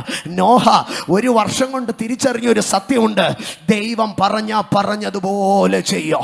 ഒരു വർഷം കൊണ്ട് നോഹ തിരിച്ചറിഞ്ഞൊരു സത്യമുണ്ട്, ദൈവം പറഞ്ഞതുപോലെ ചെയ്യോ. ഇന്ന് രാത്രി എന്നെ കേൾക്കുന്ന ദൈവ പൈതലേ, പാപത്തിനൊരു ശിക്ഷയുണ്ടെന്ന് ദൈവം പറഞ്ഞാൽ അത് സത്യമാണ്. അപ്പോൾ തന്നെ സ്നാനത്തിൽ കൂടെ, വിശ്വാസത്തിൽ കൂടെ പാപത്തിൽ നിന്നൊരു മോചനമുണ്ടെന്ന് യേശു പറഞ്ഞാൽ അതും സത്യമാണ്. വിശ്വാസത്താൽ നീതീകരിക്കപ്പെട്ടാൽ നമുക്ക് ദൈവത്തോട് സമാധാനമുണ്ട്. നീതീകരണത്തിന് എന്താണ് ഒരു വഴി? വിശ്വാസം മാത്രം മതി നീതീകരണത്തിന്. എന്താണ് വിശ്വസിക്കേണ്ടത്? എൻ്റെ പാപങ്ങളുടെ പരിഹാരത്തിനായി കന്യാസുതനായ യേശു ക്രിസ്തു 33 തിരുവയസ്സിൽ ഇരു കള്ളന്മാരുടെ നടുവിൽ കാൽവറിയുടെ ഗിരിമുകളിൽ എൻ്റെ പാപവും ശാപവും പേറി എൻ്റെ രോഗങ്ങളുടെ സൗഖ്യത്തിനായി, എൻ്റെ പ്രാണന്റെ വീണ്ടെടുപ്പിനായി അവൻ കാൽവറിയുടെ ഗിരിമുകളിൽ അകർത്തിയ യാഗമായി അർപ്പിക്കപ്പെട്ടോ. മരിച്ചടക്കം ചെയ്യപ്പെട്ട ക്രിസ്തു അരിമത്യയിലെ യോസഫിന്റെ കല്ലറയിൽ നിന്ന് 3-ാം ദിനം ഉയർത്തെഴുന്നേറ്റോ. ഇന്നും കാൽവറി, ഇന്നും സ്വർഗത്തിന്റെ ഉന്നതികളിൽ അവൻ എനിക്ക് വേണ്ടി പക്ഷവാദം ചെയ്യുന്നു. ഈ ഒരു വിശ്വാസത്തോടുകൂടെ കർത്താവ് സ്വർഗത്തിലേക്ക് കരേറിപ്പോയി. ആമേൻ. കരേറിപ്പോയി 10-ാം ദിവസം തൻ്റെ ശിഷ്യന്മാർക്ക് വാഗ്ദത്തം ചെയ്തതുപോലെ അയച്ചു കൊടുത്ത പരിശുദ്ധാത്മാവിൻ്റെ നവീകരണത്തിൽ അന്ന് ശിഷ്യന്മാരിൽ വ്യാപരിച്ച അഭിഷേകത്തിൻ്റെ സ്വാധീനത്താൽ അവർ അന്യഭാഷകളിൽ സംസാരിച്ചു തുടങ്ങിയതുപോലെ എനിക്കും അന്യഭാഷകളിൽ സംസാരിച്ച് ദൈവത്തോട് സംസാരിക്കുന്ന ആരാധനയുടെ അനുഭവവും ഞാൻ വിശ്വസിക്കുന്നുവെന്നൊരുവൻ ഏറ്റുപറഞ്ഞുകൊണ്ട് യേശു കർത്താവിൻ്റെ മടങ്ങിവരവിനെയും വിശ്വസിക്കുന്നുവെങ്കിൽ അവൻ്റെ വിശ്വാസം അവനെ ഒരു രക്ഷാപദ്ധതിയിലേക്ക് മടക്കിക്കൊണ്ടുവരും. ഇന്ന് രാത്രി ഞാൻ അടുത്ത തലത്തിലേക്ക് കടക്കട്ടെ. വായിച്ച വേദഭാഗത്തിലേക്ക് ഒന്നുകൂടെ നമുക്ക് മടങ്ങിപ്പോകാം. അവിടെ പറയുകയാണ്, അവർ തങ്ങളോട് പറഞ്ഞതുപോലെ അവർ കണ്ടു. ഒരിക്കൽ കൂടെ എന്നോട് ചേർന്നൊന്ന് പറയാമോ? എൻ്റെ കർത്താവ് പറഞ്ഞതുപോലെ എൻ്റെ ജീവിതത്തിൽ ഞാൻ കാണും. എൻ്റെ കർത്താവ് പറഞ്ഞതുപോലെ എൻ്റെ ജീവിതത്തിൽ ഞാൻ കാണും. യേശു കർത്താവിനെ ക്രൂശിച്ചു. കഴിഞ്ഞ രാത്രിയൊക്കെ ക്രൂശീകരണത്തിൻ്റെ ആഴങ്ങളിലേക്ക് നിങ്ങൾ ഇറങ്ങിപ്പോയതാണ്. സ്തോത്രം. എന്നാൽ ഇന്ന് രാത്രി ക്രൂശീകരണത്തിന് അനന്തരമായ 1-2 സംഭവങ്ങളിലേക്ക് നിങ്ങളെ ഞാൻ കൊണ്ടുപോകാൻ ആഗ്രഹിക്കുകയാണ്. സ്തോത്രം. മത്തായി സുവിശേഷം 27-ാം അധ്യായം അതിൻ്റെ 62-ാം വാക്യത്തിലേക്ക് വരുമ്പോൾ, ഒരുക്കനാളിൻ്റെ പിറ്റേ ദിവസം മഹാപുരോഹിതന്മാരും പരീശന്മാരും പീലാത്തോസിൻ്റെ അടുക്കൽ ചെന്നുകൂടി. നിങ്ങൾ അവിടെ നിന്ന് വായിക്കണമേ. അതിങ്ങനെയാണ് എഴുതിയിരിക്കുന്നത്, ഒരുക്കനാളിൻ്റെ പിറ്റേ ദിവസം. ഏതാണ് ഈ ഒരുക്കനാളിൻ്റെ പിറ്റേ ദിവസം? ഒരുക്കനാളിൻ്റെ പിറ്റേ ദിവസം ശബത്ത് ദിവസമാണ്. ശബത്ത് ദിവസം അവൻ പുറത്തിറങ്ങാൻ പാടില്ല. ശബത്ത് ദിവസം അവൻ സിനഗോഗിലല്ലാതെ ഒരിടത്തും പോകാൻ പാടില്ല. ഈ പറഞ്ഞ മഹാപുരോഹിതന്മാർ, ഇപ്പം മഹാപുരോഹിതന്മാർ പള്ളിക്കകത്തു നിന്ന് ഇറങ്ങി എവിടെ പോയേക്കാണെന്നറിയാമോ? റോമൻ ഗവർണറുടെ വീട്ടിൽ പോയിരിക്കുക. ശബത്തിനെ ലംഘിച്ചോ. ശിഷ്യന്മാര് ശബത്ത് നാളിൽ ഒരു കതിര് പറിച്ചതിന് പ്രശ്നം ഉണ്ടാക്കിയ പരീശന്മാരാ. സ്തോത്രം. യേശു കർത്താവ് സിനഗോഗിൽ, സ്തോത്രം, ശബത്ത് നാളിൽ കൈവരേണ്ട ഒരു മനുഷ്യനെ സൗഖ്യമാക്കിയതിന് പ്രശ്നമുണ്ടാക്കിയവരാ. യേശു കർത്താവ് നീ കിടക്കയെടുത്ത് വീട്ടിൽ പോകാൻ പറഞ്ഞതിന് പ്രശ്നം ഉണ്ടാക്കിയ പുള്ളികളാ. ഇപ്പൊ ഇവര് ശബത്തിനെ ലംഘിച്ച് എന്ത് ചെയ്യുകയാണെന്നറിയാവോ? ഇവര് ശബത്തിനെ ലംഘിച്ച് പീലാത്തോസിന്റെ കൊട്ടാരത്തിൽ ചെന്നിരിക്കുക. എന്തിനു വേണ്ടിയാണ്? യേശുവിന്റെ കല്ലറയെ ഉറപ്പിക്കണം. എന്നിട്ട് അവർ യേശുവിനൊരു പുതിയ പേരിട്ടോ. എന്താണ് പറയുന്നത്? ആ ചതിയൻ. ഇനി അടുത്തതായിട്ട് എനിക്ക് അവരോടൊരു സഹതാപം തോന്നി കേട്ടോ. 63-ാം വാക്യം, ഇസ്രായേലിന്റെ മഹാപുരോഹിതന്മാരും പരീശന്മാരും 12 ഗോത്രങ്ങളും വാഴ്ത്തി വണങ്ങുന്ന മഹാപുരോഹിതൻ അഹരോന്യ ക്രമപ്രകാരം നീളക്കുപ്പായ നിലയങ്കിയോ തലപ്പാവും നടുക്കെട്ടും വെച്ച മഹാപുരോഹിതൻ. ഈ മഹാപുരോഹിതൻ ഇപ്പോൾ ഗവർണറുടെ മുമ്പിൽ ചെന്ന് വിളിക്കുക, യജമാനനെ എന്ന് വിളിക്കുകയാണ്. സർ, അമേ, തൻ്റെ ദൈവത്തെ അല്ലാതെ ഒരുത്തനെയോ യജമാനനെ എന്ന് വിളിക്കേണ്ട ഗതികേടില്ലാത്ത മഹാപുരോഹിതൻ ഇപ്പൊ പീലാത്തോസിന്റെ മുമ്പിൽ ചെന്ന് വിളിക്കുക, സാറേ എന്താ സാറേ കാര്യം? അവിടെ ചെന്നിട്ട് മഹാപുരോഹിതന്മാരും പരീശന്മാരും ചെന്നിട്ട് പറയുക, ആ ചതിയൻ ആരാണ്? യേശു പറഞ്ഞിട്ടുണ്ട് അവൻ മരിച്ചവരിൽ നിന്ന് 3-ാം ദിവസം ഉയർത്തെഴുന്നേക്കുമെന്ന്. ഒരു കാരണവശാലും അത് സമ്മതിക്കരുത്. അപ്പോൾ പീലാത്തോസ് ചോദിച്ചു, അതിനെന്തു വേണോ? അതിന് പറഞ്ഞു, നിങ്ങളുടെ സാമ്രാജ്യം കൊണ്ട് മുദ്ര കൊണ്ട് അതിനെ മുദ്ര വെപ്പിക്കണോ? പിന്നെ വേറെ എന്തു വേണോ? നിങ്ങളുടെ ഏറ്റവും ബലശാലികളായ കടാകടിയന്മാരായിട്ടുള്ള പട്ടാളക്കാരെ അതിന് കാവൽ നിർത്തണോ? എന്നിട്ട് അവരെന്ത് ചെയ്തു കാണോ? സ്തോത്ര. ഈ പീലാത്തോസ് അവരോട് പറഞ്ഞു, നിങ്ങൾക്ക് വേണ്ടിയതൊക്കെ തരാ, നിങ്ങൾ എന്താണെന്ന് വെച്ചാൽ ചെയ്തോളാൻ. ശബത്ത് ദിവസത്തിൽ അവർ അവിടെ നിന്ന് എങ്ങോട്ട് പോയെന്നറിയാമോ? ശബത്ത് ദിവസത്തിൽ അരിമത്യയിലെ യോസഫിന്റെ കല്ലറ വരെ പോയി. പോയി. കള്ളന്മാര്. നിങ്ങൾ ചിന്തിച്ചു നോക്ക്, മഹാപുരോഹിതൻ ശബത്ത് ദിവസത്തിൽ പള്ളിക്കകത്ത് നിൽക്കേണ്ടിയവനാ. അവൻ അവിടെ നിന്ന് പുറത്തിറങ്ങാൻ അനുവാദമില്ല. അവനിപ്പോ ഗവർണറുടെ വീട്ടിൽ പോയിട്ട് അവിടുന്ന് അരിമത്തിയിലെ യോസഫിന്റെ കല്ലറ വരെ നടക്കുകയാ. ന്യായപ്രമാണത്തെ ലംഘിക്കുന്ന മഹാപുരോഹിതനും പരീശനോ. എന്തിനു വേണ്ടിയാ ഇവൻ പോകുന്നത്? യേശു പറഞ്ഞു 3-ാം ദിവസം ഉയർത്തെഴുന്നേൽക്കുമെന്ന്. ഒരിക്കലും അത് സമ്മതിക്കരുത്, ഒരിക്കലും അത് സമ്മതിക്കരുത്. അതിനവർ കടന്നു ചെന്നു. അവർ അരിമത്തിയിലെ, ഞാൻ എൻ്റെ ഭാവനയിൽ പറയുക, അരിമത്തിയിലെ യോസഫ് ഉരുട്ടി വെച്ച കല്ല് അവരെടുത്ത് മാറ്റി. എന്നിട്ട് പറഞ്ഞു ഈ കല്ലിന് വലിപ്പം പോരാ എന്ന്. എന്നിട്ട് അവരെല്ലാവരും കൂടെ കൂടി 10-25 കിലോ വലിപ്പം കൂടുതലുള്ള ഒരു കല്ല് കൊണ്ടുവന്ന് കല്ലറയുടെ വാതിൽക്കൽ ഉരുട്ടി വെച്ച് സിമെന്റ് വിട്ട് കോൺക്രീറ്റ് കമ്പിയല്ല ഇട്ട് ഉറപ്പിച്ച് റോമ ഗവൺമെന്റിന്റെ മുദ്രയും ആക്കി. സ്തോത്ര. എന്നിട്ട് അതിന്റെ വാതിൽക്കൽ പട്ടാളക്കാരെ നിർത്തി.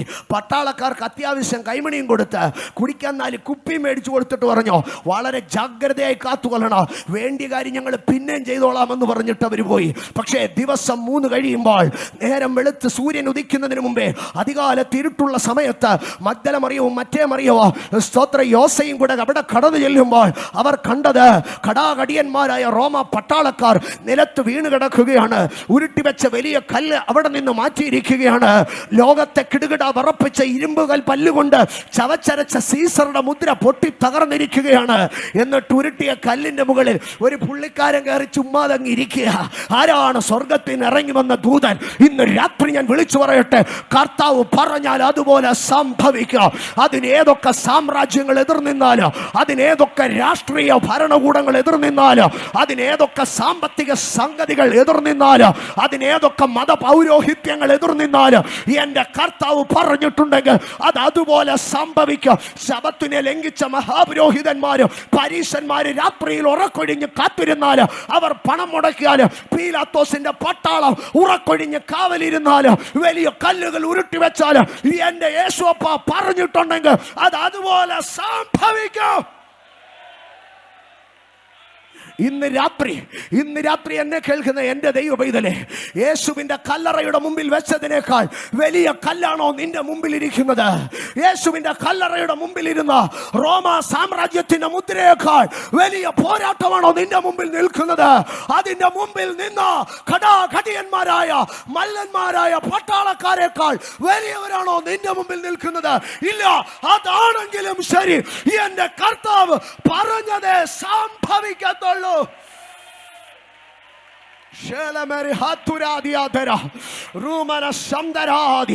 ദൈവത്തിന്റെ വാക്കിന്റെ മുമ്പാകെ അധികാരങ്ങൾ താണുപോകും. ദൈവത്തിന്റെ വാക്കിന്റെ മുൻപാകെ സാമ്പത്തിക ശക്തികൾ തകർന്നു പോകും. ദൈവത്തിന്റെ വാക്കിന്റെ ശക്തിയുടെ മുൻപാകെ സകല മാനുഷിക കൂട്ടുകെട്ടുകളോ ദൈവം പൊളിച്ചു കളയോ.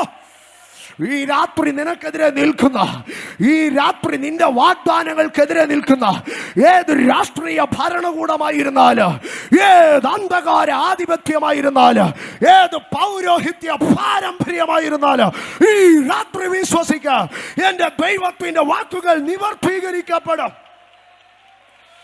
ശബര ഹതുര ധഗാന ഹഷ്മാരിയ റീബബ ശൗല ഹരാദിയാദര.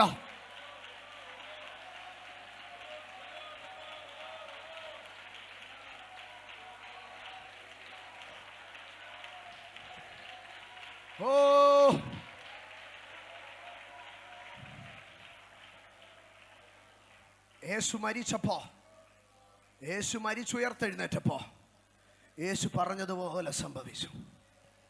യേശു ജനിച്ചപ്പോഴും ഇത് തന്നെ സംഭവിച്ചത്. ലൂക്കോസിന്റെ സുവിശേഷം 2-ാം അധ്യായത്തിലേക്ക് കടന്നു വരുമ്പോൾ അതിന്റെ 20-ാം വാക്യത്തിൽ ഇടയന്മാർക്ക് ഒരരുളപ്പാടുണ്ടായി. അരുളപ്പാട് കേട്ട ഇടയന്മാർ ബേത്ലഹേമിൽ ചെന്നു. അടുത്ത ഭാഗം, തങ്ങളോട് അറിയിച്ചതുപോലെ ഇടയന്മാർ കേട്ടതും കണ്ടതുമായ, കേട്ടു, ഇടയന്മാർ കണ്ടു, എല്ലാറ്റിനെയും കുറിച്ച് ദൈവത്തെ മഹത്വപ്പെടുത്തിക്കൊണ്ട്. രാത്രി എന്നെ കേൾക്കുന്ന എൻ്റെ സഹോദരങ്ങളെ, കർത്താവ് നിന്നോട് പറഞ്ഞതുപോലെ നിന്റെ കാതുകളിൽ കേൾക്കും. കർത്താവ് നിന്നോട് പറഞ്ഞതുപോലെ നിന്റെ കണ്ണുകൾ കൊണ്ട് നീ കാണും. നിന്റെ വാഗ്ദത്തങ്ങൾ വ്യർത്ഥമല്ല, നീ കേട്ട ദൂതുകൾ വ്യർത്ഥമല്ല, നിന്റെ തലമുറകളെ കുറിച്ചുള്ള വാഗ്ദത്തങ്ങൾ വ്യർത്ഥമല്ല, ദൂതുകൾ വ്യർത്ഥമല്ല. നമുക്ക് വാക്യത്തിലേക്ക് കടന്നു വരാം. ലൂക്കോസ് 22:13. അവിടെ ഇങ്ങനെയാണ് എഴുതിയിരിക്കുന്നത്, അവർ പോയി തങ്ങളോട് പറഞ്ഞതുപോലെ കണ്ടു, പെസഹ ഒരുക്കി. അവർ തങ്ങളോട് പറഞ്ഞതുപോലെ കണ്ടു. എന്താ കാര്യം? ഒരിക്കൽ കൂടി ആ വാക്യം ഒന്ന് വയ്ക്കാം. ലൂക്കോസ് 22:13. അവർ പോയി തങ്ങളോട് പറഞ്ഞതുപോലെ കണ്ടു പെസഹ ഒരുക്കി. തങ്ങളോട് പറഞ്ഞതുപോലെ. പെസഹ വിട്ടിട്ടൊന്ന് വായിക്കാമോ? പെസഹ വിട്ടിട്ട് ആരംഭത്തിലെ ആ 2 ഭാഗം മാത്രം. അവർ പോയി തങ്ങളോട് പറഞ്ഞതുപോലെ പെസഹ ഒരുക്കി. അങ്ങനല്ല, ഞാൻ വായിക്കാം. അവർ പോയി തങ്ങളോട് പറഞ്ഞതുപോലെ കണ്ടു. അവർ പോയി തങ്ങളോട് പറഞ്ഞതുപോലെ കണ്ടു.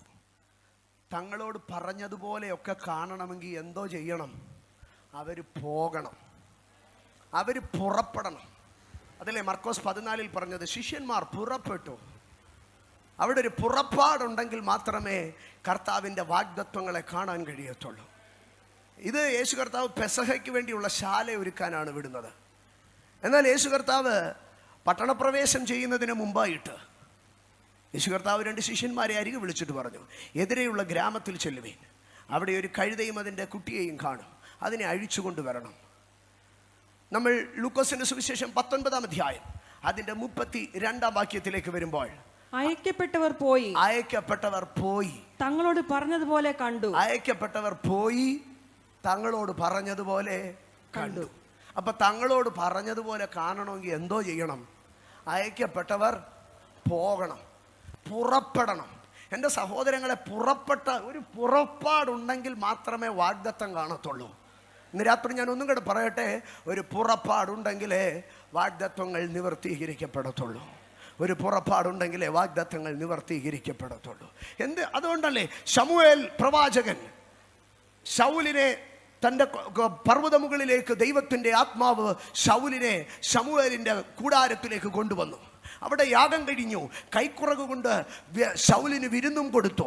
ശൗലും ബാല്യക്കാരനും പർവ്വതത്തിൻ്റെ അടിവാരമിറങ്ങി വരുമ്പോൾ അടിവാരത്തിൽ വെച്ച് ശൗലിനെ പിടിച്ചു നിർത്തിയിട്ട് പറഞ്ഞു, ബാല്യക്കാരൻ മുമ്പേ പോകാൻ പറയുക, എനിക്ക് നിന്നോട് ദൈവത്തിൻ്റെ അരുളപ്പാടുണ്ട് അറിയിക്കാൻ.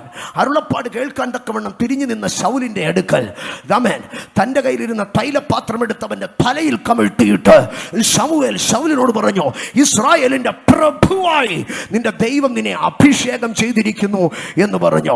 എന്നിട്ട് അതിനനന്തരമായിട്ട് 2-ാം വാക്യത്തിൽ പറഞ്ഞു, ശൗൽ, ഞാൻ നിനക്ക് 3 അടയാളങ്ങളെ തരാം. വാഗ്ദത്തങ്ങളുടെ നിവർത്തീകരണം നീ കാണാൻ പോവുകയാ. ആമേൻ. നീ 3 അടയാളങ്ങളെ കാണോ. എന്താണ് നീ കാണാൻ പോകുന്നത്? ഒന്ന്, നീ യാത്ര ചെയ്യുമ്പോൾ നിന്റെ വല്യമ്മച്ചി മരിച്ച ഒരു കല്ലറയുണ്ട്. നീ ഒരു ബെന്യാമീനാണ്. നിന്റെ വല്യമ്മച്ചി റാഹേൽ മരിച്ച അടക്കം ചെയ്യപ്പെട്ട സൽസഹേലിന്റെ കല്ലറ. പക്ഷേ അവിടെ ചെല്ലുമ്പോൾ നീ 2 ആളിനെ കാണോ. അവിടെ അവർ നിനക്ക് നഷ്ടമായി പോയതൊക്കെ ഈ മടക്കിക്കൊണ്ട് വന്നുവെന്ന്, നിന്റെ കാണാതെ പോയ കഴുതകൾ മടക്കി ലഭിച്ചുവെന്ന് പറയോ. അവിടെ നിന്ന് നീ മുമ്പോട്ട് പോകുമ്പോൾ നിന്റെ പിതാക്കന്മാർ പാപം ചെയ്ത താബോറിലെ കരുവേലകത്തെ നീ കാണോ. അവിടെ 3 പേർ നിനക്ക് എതിർപ്പെടോ. അവർ നിന്നോട് കുശലം ചോദിക്കോ. ആ 3 പേരിൽ ഒരുത്തന്റെ കയ്യിൽ 3 കൊട്ട അപ്പം, ഒരുത്തന്റെ കയ്യിൽ 3 അപ്പം കാണോ, ഒരുത്തന്റെ കയ്യിൽ 3 ആട്ടിൻകുട്ടി കാണോ, ഒരുത്തന്റെ കയ്യിൽ 1 തുരുത്തി വീഞ്ഞും കാണോ. അവർ എന്ത് ചെയ്യോ? അവർ 3 അപ്പങ്ങൾ നിനക്ക് തരോ. നിന്നോട് കുശലം ചോദിക്കുക. അതിനുശേഷം നീ വീണ്ടും മുമ്പോട്ട് പോകുക. ഫെലിസ്ത്യരുടെ പട്ടാളമുള്ള ദൈവഗിരിയിൽ നീ എത്തോ. അവിടെ ദൈവത്തിന്റെ ആത്മാവ് നിന്റെ മേൽ വരോ. നീ പ്രവചിക്കാൻ തുടങ്ങോ. ബാക്കിയുള്ള കാര്യങ്ങൾ ഞാൻ പറയാം. ശൗലിന് 3 വാഗ്ദത്തങ്ങൾ നൽകി. ഒന്ന്, നിന്റെ അമ്മയുടെ വല്യമ്മച്ചിയുടെ കല്ലറയിൽ, നഷ്ടങ്ങളുടെ കല്ലറയിൽ വെച്ച് നിന്റെ നഷ്ടങ്ങൾ മടക്കി ലഭിച്ചെന്ന് പറയോ. 2, താബോറിന്റെ കരുവേലകത്തിൽ ബഥേലിലേക്ക് ആരാധിക്കാൻ പോകുന്നവൻ നിന്നോട് കുശലം ചോദിച്ച് നിനക്ക് അപ്പം തരോ. അവിടെ നിന്ന് ദൈവത്തിന്റെ ഗിരികളിൽ നീ കടന്നു ചെല്ലുമ്പോൾ അഭിഷേകത്തിന്റെ അടുത്ത തലം നിനക്ക് വെളിപ്പെട്ടു വരിക. പക്ഷെ ഇതൊക്കെ സംഭവിക്കണമെങ്കിൽ എന്ത് ചെയ്യണമെന്നറിയാമോ? അവിടെ 2-ാം വാക്യത്തിൽ പറയുകയാണ്, നീ ഇന്ന് എന്നെ പിരിഞ്ഞു പോകുമ്പോൾ ബെന്യാമീന്റെ അതിരിങ്കലെ സൽസഹിൽ റാഹേലിന്റെ കല്ലറയ്ക്കരികിൽ. ഇതൊക്കെ സംഭവിക്കണമെങ്കിൽ നീ എന്തോ ചെയ്യണോ? ഇവിടെ നിന്ന് നീ ഒന്ന് ബിഗിൻ ചെയ്യണം. ഇവിടെ നിന്ന് നീ ഒന്ന് പ്രൊസീഡ് ചെയ്യണം. ഇന്ന് രാത്രി എന്നെ കേൾക്കുന്ന എൻ്റെ സഹോദരങ്ങളോട് പറയട്ടെ, അഭിഷേകമുള്ളവൻ പുറപ്പെട്ടാലേ വാഗ്ദത്തങ്ങൾ നിവർത്തീകരിക്കപ്പെടത്തുള്ളൂ. അഭിഷേകമുള്ളവൻ വീട്ടിൽ കയറിയിരുന്ന കാര്യം നടക്കത്തില്ല. നീ തന്നെ പിരിഞ്ഞു പോകുമ്പോൾ നിയോഗങ്ങളെ ഏറ്റെടുക്കാൻ ഒരുക്കമുണ്ടെങ്കിൽ, നിയോഗങ്ങൾക്കനുസരിച്ച് കാലുവെപ്പാൻ ഒരുക്കമുണ്ടെങ്കിൽ, നിയോഗങ്ങൾക്കനുസരിച്ച് മുന്നോട്ട് പോകാൻ നിനക്ക് ഒരുക്കമുണ്ടെങ്കിൽ ദൈവം നിന്നിൽ വാഗ്ദത്തങ്ങളെ നിവർത്തീകരിക്കുക. യെസ്, ഇന്ന് രാത്രികാല ഈ ക്രൂസൈഡിന്റെ സമാപന രാത്രികളോട് അടുക്കും നടക്കുമ്പോൾ, ഈ ക്രൂസൈഡിന്റെ ആരാധന അവസാനിക്കുമ്പോൾ, ചില പുറപ്പാടുകൾക്ക് ചിലരെ സജ്ജരാക്കട്ടെ എന്ന് ഞാൻ ആത്മാവിൽ വിളിച്ചു പറയുകയാണ്. നിന്റെ വാഗ്ദത്തങ്ങൾ നിവർത്തീകരിക്കപ്പെടും. പക്ഷേ അതിനൊരു പുറപ്പാട് സംഭവിക്കണം. നീ ഇവിടെ നിൽക്കുമ്പോൾ നീ ഇതൊക്കെ കാണുമെന്നല്ല പറഞ്ഞത്. നീ ഇന്ന് എന്നെ പിരിഞ്ഞു പോകുമ്പോൾ ഒരു പുറപ്പാടുണ്ടെങ്കിൽ അവിടെ വാഗ്ദത്തങ്ങളുടെ നിവർത്തീകരണം ഉണ്ടാകുക. നിയോഗമുള്ളവനെ നീ പുറപ്പെട്ടേ മതിയാകത്തുള്ളൂ. എവിടെയൊക്കെ ഒരു പുറപ്പാടുണ്ടോ അവിടെയൊക്കെ നിവർത്തീകരണങ്ങൾ സംഭവിച്ചിട്ടുണ്ട്. സ്തോത്രം. യോസേഫ് അപ്പന്റെ വീട്ടിൽ നിന്ന് പുറപ്പെട്ടു പോകേണ്ടി വന്നു. യാക്കോബ് അപ്പന്റെ വീട്ടിൽ നിന്ന് പുറപ്പെട്ടു പോകേണ്ടി വന്നു. അബ്രഹാം പിതൃദേശത്ത് നിന്ന് പുറപ്പെട്ടു പോകേണ്ടി വന്നു. എവിടെയൊക്കെ പുറപ്പാടുകൾ സംഭവിച്ചിട്ടുണ്ടോ അവിടെയൊക്കെ വാഗ്ദത്തങ്ങൾ നിവർത്തീകരിക്കപ്പെട്ടിട്ടുണ്ട്. നിയോഗമുള്ളവനെ നീ ഒരിടത്ത് ഒതുങ്ങി പോകരുത്. നിയോഗമുള്ളവളെ നീ ഒരിടത്ത് ഒതുങ്ങി പോകരുത്. നീ പുറപ്പെടേണ്ടത് പുറപ്പെടണം. അപ്പോഴാകുന്നു സ്തോത്ര നിനക്ക് വാഗ്ദത്തങ്ങൾ നിവർത്തീകരിക്കപ്പെടുന്നത്. അവിടെ ആ പുറപ്പാടിനെ കുറിച്ച് പറയുകയാണ്. നീ എന്നെ പിരിഞ്ഞു പോകുമ്പോൾ എൻ്റെ സഹോദരങ്ങളെ, അഭിഷേകത്തിൻ്റെ നിയോഗം പൂർത്തീകരിക്കപ്പെടണമെങ്കിൽ ചില ബന്ധങ്ങളെ പിരിഞ്ഞു പോകണം. ചിലർക്ക് ജീവിച്ചിരിക്കുന്നവരുമായിട്ട് പോലുമല്ല, മരിച്ചവരും അവരുടെ കല്ലറകളെ പോലും പിരിഞ്ഞു പോകാൻ ഇഷ്ടമില്ല. ഞാൻ പോയി കഴിഞ്ഞാൽ പിന്നെ അമ്മച്ചിയുടെ കല്ലറയിൽ ആരും മെഴുകുതിരി കത്തിക്കുന്ന എൻ്റെ പ്രിയപ്പെട്ടവരെ, മരിച്ചുപോയ അമ്മച്ചയ്ക്ക് വർഷം തോറും മെഴുകുതിരി കത്തിക്കാൻ വേണ്ടി നീയും നിന്റെ തലമുറകളെ വാഗ്ദത്തങ്ങളെ തള്ളിമാറ്റി നിന്റെ ജീവിതം ഇരുട്ടിലാക്കരുത്. പകരം നീ പിരിഞ്ഞു പോ. ചില സൊസൈറ്റികളെ, ചില ബന്ധങ്ങളെ, ചില പാരമ്പര്യങ്ങളെ, ചില ഈടുറ്റ കൂട്ടുകെട്ടുകളെ വിട്ടുപോകാൻ നിനക്കൊരു മനസ്സൊരുക്കമുണ്ടെങ്കിൽ കർത്താവിനെ അനുഗമിക്കാൻ തക്കവണ്ണം എനിക്ക് മാനുഷിക ബന്ധങ്ങളല്ല. പൂർവകാലങ്ങളിലെ ദൈവസഭ പാടി ആരാധിച്ച ഒരു പാട്ടുണ്ട്. നാട് വിട്ടു, വീട് വിട്ടു, നാമധേയ കൂട്ടം വിട്ടു കഴിഞ്ഞപ്പോഴത്തേക്ക് പിന്നെ എക്സ്പ്രസ് ഹൈവേ അല്ല, കാഠിന്യമാം ശോധനയിൽ യാനം ചെയ്തു. പക്ഷേ എന്തായിരുന്നു ആ കൂട്ടുകെട്ടുകളെ വിടാൻ അവർക്കുണ്ടായിരുന്ന പ്രേരണ? അവർ ഒന്ന് കണ്ടു, ഒരു വാഗ്ദത്തത്തെ കണ്ടു. അത് പിടിക്കുവാൻ വേണ്ടി അവർ മുന്നിട്ടിറങ്ങി.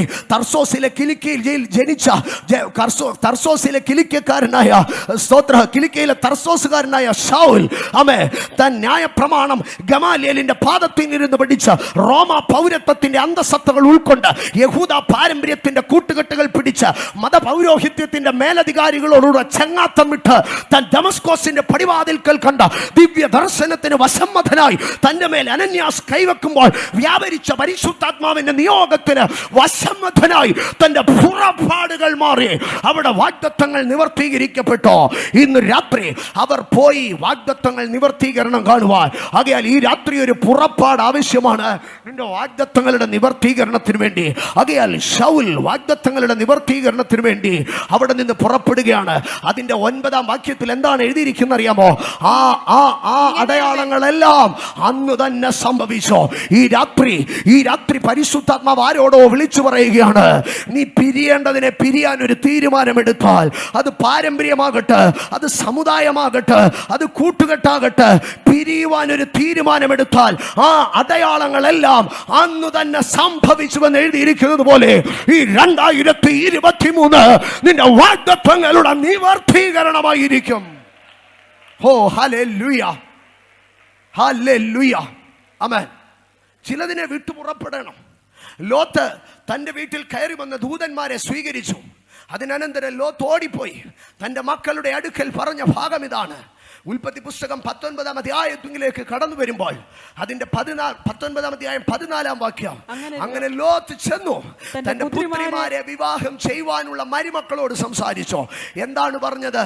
നിങ്ങൾ എഴുന്നേറ്റ് ഈ സ്ഥലം വിട്ട് പുറപ്പെടുവീൻ, യഹോവ ഈ പട്ടണം നശിപ്പിക്കുമെന്ന് പറഞ്ഞു. പക്ഷേ അവൻ കളി പറയുന്നെന്ന് മരുമക്കൾക്ക് തോന്നി. സ്തോത്ര. ഉഷസായപ്പോൾ ദൂതന്മാർ ലോത്തിനെ ബന്ധപ്പെടുത്തി. ഈ പട്ടണത്തിന്റെ അകർത്യത്തിൽ നശിക്കാതിരിപ്പാൻ എഴുന്നേറ്റ് നിന്റെ ഭാര്യയെയും ഇവിടെ കാണുന്ന നിന്റെ 2 പുത്രിമാരെയും കൂട്ടിക്കൊണ്ട് പൊയ്ക്കൊള്ളുക എന്ന് പറഞ്ഞോ. ഇന്ന് രാത്രികാലം പരിശുദ്ധാത്മാവ് നിന്നോട് നൽകുന്ന ദൂത് ഇതാണ്. വാഗ്ദത്തങ്ങളുടെ നിവർത്തീകരണം പ്രാപിക്കാൻ നീ ചിലതിനെ വിട്ടുപോകേണ്ടതുണ്ട്. ഏതാണ് ലോത്തിന്റെ അടുക്കൽ ഇപ്പൊ പറയാ വിട്ടു പൊയ്ക്കൊള്ളാൻ പറയാ. ഏതാ ലോത്ത് പറയുന്നതെന്നറിയോ? ലോത്ത് നോക്കിയപ്പോൾ നീരോട്ടമുള്ളതെന്ന് കണ്ട് ലോത്തിന്റെ മാനസിക താല്പര്യത്തിൽ, ലോത്തിന്റെ ഇഷ്ടത്തിൽ, ലോത്തിന്റെ സ്വന്തം താല്പര്യത്തിൽ തെരഞ്ഞെടുത്ത ചിലതിന്റെ അടുക്കൽ ദൈവത്തിന്റെ ദൂതൻ ഇപ്പൊ ഇറങ്ങി വന്നിട്ട് പറയുക, നേരം വെളുക്കുന്നിടം വരെ കാത്തു നിൽക്കാൻ പറ്റത്തില്ല, ഇപ്പൊ ഇവിടുന്ന് സ്ഥലം വിട്ടോണോ. ഇന്ന് രാത്രികാല സ്വന്തം താല്പര്യങ്ങൾ, സ്വന്തം ഡിസിഷനുകൾ, സ്വന്തം തീരുമാനങ്ങളെ വിടാൻ ഒരുക്കമുണ്ടോ? ദൈവം അതിനകത്ത് നിനക്ക് വേണ്ടി പ്രവർത്തിക്കുക. ഞാൻ അടുത്ത ഭാഗത്തിലേക്ക് കടന്നു വരാം, വേഗത്തിൽ മുമ്പോട്ട് പോകട്ടെ. ഉത്തമഗീതത്തിലേക്ക് കടന്നു വരാം. ഉത്തമഗീതങ്ങളുടെ പുസ്തകം 4-ാം അധ്യായം 8-ാം വാക്യം സുപരിചിതമായിരിക്കുന്ന വേദഭാഗമാണ്. കാന്തൻ കാന്തയെ വിളിക്കുകയാണ്, കാന്തേ ലെബാനോനെ വിട്ട് എന്നോട് കൂടെ പോരാ, ലെബാനോനെ വിട്ട് എന്നോട് കൂടെ വരിക, ലെബാനോനെ വിട്ട് എന്നോട് കൂടെ വരിക. അവിടെ വീണ്ടും ആവർത്തിച്ചു പറയുകയാണ്, കാന്തേ ലെബാനോനെ വിട്ട് എന്നോട് കൂടെ, കാന്തേ ലെബാനോനെ വിട്ട് എന്നോട് കൂടെ വരിക. എന്താണ് ലെബാനോൻ? ഇസ്രായേലിന്റെ പ്രാന്തപ്രദേശങ്ങളിൽ ഏറ്റവും ഉന്നതമായ പർവ്വതനിരയാണ് ലെബാനോൻ. എന്നിട്ട് അടുത്തതായിട്ട് പറയുകയാണ്, അമാന മുകളും ശനീർ ഹെർമോൻ കൊടുമുടികളോ സിംഹങ്ങളുടെ ഗുഹകളും പുല്ലിപ്പുലികളുടെ പർവ്വതങ്ങളും വിട്ടുപോരുക. ഇവിടെ കാന്തയുടെ അടുക്കൽ കാന്തൻ പറയുക, കാന്തേ നീ ലെബാനോനെ വിട്ടുവരിക, കാന്തേ കാന്തേ നീ അമാന മുകൾ വിട്ടുവരിക, കാന്തേ നീ ശനീർ വിട്ടുവരിക, കാന്തേ നീ ഹെർമോൻ കൊടുമുടികളെ വിട്ടുവരിക, കാന്തേ നീ ഗുഹകളുള്ള പർവ്വതങ്ങളെ പുള്ളിപ്പുലികളുടെ ഗിരികളെ വിട്ടുവരിക. ഞാൻ ആലോചിച്ചു, ഇതെന്തിനാണ് കാന്തൻ അവളുടെ അടുക്കൽ പർവ്വതത്തിൽ നിന്ന് ഇറങ്ങി വരാൻ പറയുന്നത്? അതിനെക്കുറിച്ച് അറിയണമെങ്കിൽ 2-ാം അധ്യായത്തിന്റെ 1-ാം വാക്യത്തിലേക്ക് വരണോ. 2-ാം അധ്യായത്തിന്റെ 1-ാം വാക്യത്തിൽ, ഉത്തമഗീതം 2-ാം അധ്യായം അതിന്റെ 1-ാം വാക്യത്തിൽ കാന്തൻ പറയുകയാണ്, ഞാൻ ശാരോനിലെ പനിനീർ പുഷ്പവോ താഴ്വരകളിലെ താമരപ്പൂവുമാകുന്നു. അപ്പോ കാന്തൻ കാന്തയുടെ അടുക്ക പറയാ, കൊച്ചെ ഞാൻ താഴ്വരയിലെ താമരപ്പൂവാ, നീ ഇങ്ങനെ ലെബാനോന്റെ കൊടുമുടിയിൽ ഇരുന്നാൽ നമ്മൾ തമ്മിൽ ഒരിക്കലും ചേരത്തില്ല. ഇന്ന് രാത്രി യേശു വാഗ്ദത്തങ്ങളുടെ നിവർത്തീകരണം കാണുക, യേശുവിനോട് കൂടെ ചേരുവാൻ തക്കവണ്ണ ലെബാനോന്റെ കൊടുമുടികൾ വിട്ടിട്ട് താഴ്വരകളിലെ താമരപ്പൂവിലേക്ക് ഇറങ്ങി വരണോ. ഹെർമോൻ കൊടുമുടികളെ വിട്ടിട്ട്, ലെബാനോൻ പർവ്വത ശിഖരങ്ങളെ വിട്ടിട്ട് സമനിലമാകുന്ന ശാരോനിലേക്ക് ഇറങ്ങി വരണോ. ഈ രാത്രി എത്ര പേർ വിളിച്ചു പറയോ, എനിക്ക് പാരമ്പര്യത്തിന്റെ കൊടുമുടികൾ വേണ്ട, എനിക്ക് പട്ടത്വത്തിന്റെ കൊടുമുടികൾ വേണ്ട, എനിക്ക് കുടുംബ മഹിമയുടെ കൊടുമുടികൾ വേണ്ട, എനിക്ക് ലയൺസ് ക്ലബിന്റെയും റോട്ടറി ക്ലബിന്റെയും കൊടുമുടികൾ വേണ്ട, പകരം ഞാൻ അറിയുന്ന യേശു സൗമ്യതയും താഴ്മയും ഉള്ളവനാകൊണ്ട് അവന്റെ നുകമേറ്റ് അവനോട് കൂടെ പഠിപ്പാ ഞാൻ താഴോട്ട് ഇറങ്ങി വരികയാണ്. ഇന്ന് രാത്രി എത്ര പേർ പറയോ, ഞാൻ താഴോട്ട് ഇറങ്ങി വരാ. ഒരു പക്ഷേ നിന്റെ സൊസൈറ്റിയുടെ ആയിരിക്കാം നിന്റെ കൊടുമുടി, ഒരു പക്ഷേ നിന്റെ വിദ്യാഭ്യാസമായിരിക്കാം നിന്റെ കൊടുമുടി, ഒരു പക്ഷേ നിന്റെ പാരമ്പര്യമായിരിക്കാം നിന്റെ കൊടുമുടി, ഒരു പക്ഷേ നിന്റെ സുഹൃത്ത് ബന്ധങ്ങളായിരിക്കാം നിന്റെ കൊടുമുടി. അയ്യോ, ഞങ്ങൾ പഴയ കുടുംബക്കാരല്ലേ. കർത്താവ് പറയുക, കാന്തേ നീ ആ പഴയ കുടുംബ പാരമ്പര്യത്തിന്റെ കൊടുമുടി വിട്ടിട്ട്, നീ ആ ശനീർ പർവ്വതങ്ങളെ വിട്ടിട്ട്, നീ ആ സിംഹങ്ങളുടെ ഗുഹ വിട്ടിട്ട്, ആ പുള്ളിപ്പുലിയുടെ പർവ്വതം വിട്ടിട്ട് നീ ഇങ്ങ് താഴോട്ട് വാ. ഞാൻ ആരാണെന്നറിയാമോ? നീ ചിന്തിക്കുന്നത് പോലെ ഗുഹയ്ക്കകത്തിരിക്കുന്ന സിംഹമല്ല ഞാൻ, നീ ചിന്തിക്കുന്നത് പോലെ പർവ്വതത്തിലെ പുള്ളിപ്പുലിയല്ല ഞാൻ, താൻ താഴ്വരയിലെ താമരപ്പൂവാ. നീ ഇറങ്ങി വാ, നിന്റെ പാരമ്പര്യം വിട്ട് ഇറങ്ങി വാ, നിന്റെ പ്രസ്റ്റീജ് വിട്ട് ഇറങ്ങി വാ, നിന്റെ ഈഗോ വിട്ട് നീ ഇറങ്ങി വാ, നിന്റെ കോംപ്ലക്സ് വിട്ട് നീ ഇറങ്ങി വാ, നിന്റെ മതചിന്തകൾ വിട്ട് നീ ഇറങ്ങി വാ, നിന്റെ ജാതി ചിന്തകൾ നീ വിട്ട് നീ ഇറങ്ങി വാ, നിന്റെ കുടുംബ മഹിമകൾ വിട്ട് നീ ഇറങ്ങി വാ. നീ ഇറങ്ങി വരാൻ തയ്യാറായി കഴിഞ്ഞാൽ, നീ അവിടെ നിന്ന് പുറപ്പെട്ടാൽ ഞാൻ നിന്നോടുകൂടെ ഇരിക്കുക. നീ വാഗ്ദത്തങ്ങളെ കാണാ. ഇന്ന് രാത്രി കൽപ്പന അനുസരിക്കുന്നതിന്, കർത്താവിനെ രക്ഷകനായി സ്വീകരിക്കുന്നതിന് എന്താണ് നിനക്ക് തടസ്സമായിരിക്കുന്നത്? ഈ രാത്രി കർത്താവിനോട് പറ, കർത്താവേ ആ പട്ടത്വത്തിന്റെ ലെബാനോൻ എനിക്ക് വേണ്ട, കർത്താവേ ആ പാരമ്പര്യത്തിന്റെ ശനീർ എനിക്ക് വേണ്ട, കർത്താവേ ആ ജാതി ചിന്തയുടെ ആ ഹെർമോൻ എനിക്ക് വേണ്ട, കർത്താവേ ആ പണമുണ്ടാക്കുന്ന സെക്യുലർ ചിന്താഗതികളുടെ ഉന്നത ഗിരികൾ എനിക്ക് വേണ്ട, നീ താഴ്വരയിലെ താമരപ്പൂവാ, ഞാൻ അങ്ങോട്ട് ഇറങ്ങി വരാ. നോക്കൂ, യേശു താഴ്വരയിലെ താമരപ്പൂവായി താഴെ നിന്ന് ഉയരത്തിൽ നിൽക്കുന്ന കാന്തയെ വിളിച്ചിട്ട് പറയുക, അധ്വാനിക്കുന്നവനും ഭാരം ചുമക്കുന്നവനുമേ എൻ്റെ അടുക്കലേക്ക് വാ, ഞാൻ സൗമ്യതയും താഴ്മയുമുള്ളവനാകൊണ്ട് എൻ്റെ മുഖമേറ്റ് എന്നോടുകൂടെ പഠിക്കുക. ഈ രാത്രി യേശു പറഞ്ഞോ, ഞാൻ പറഞ്ഞതുപോലെ നിങ്ങൾ കാണോ. അതിന് നിങ്ങൾ ഒരൊറ്റ കാര്യം ചെയ്താൽ മതി, വിടേണ്ടതിനെ വിട്ടിട്ട് പുറപ്പെടേണ്ടിടത്തേക്ക് പുറപ്പെടണോ.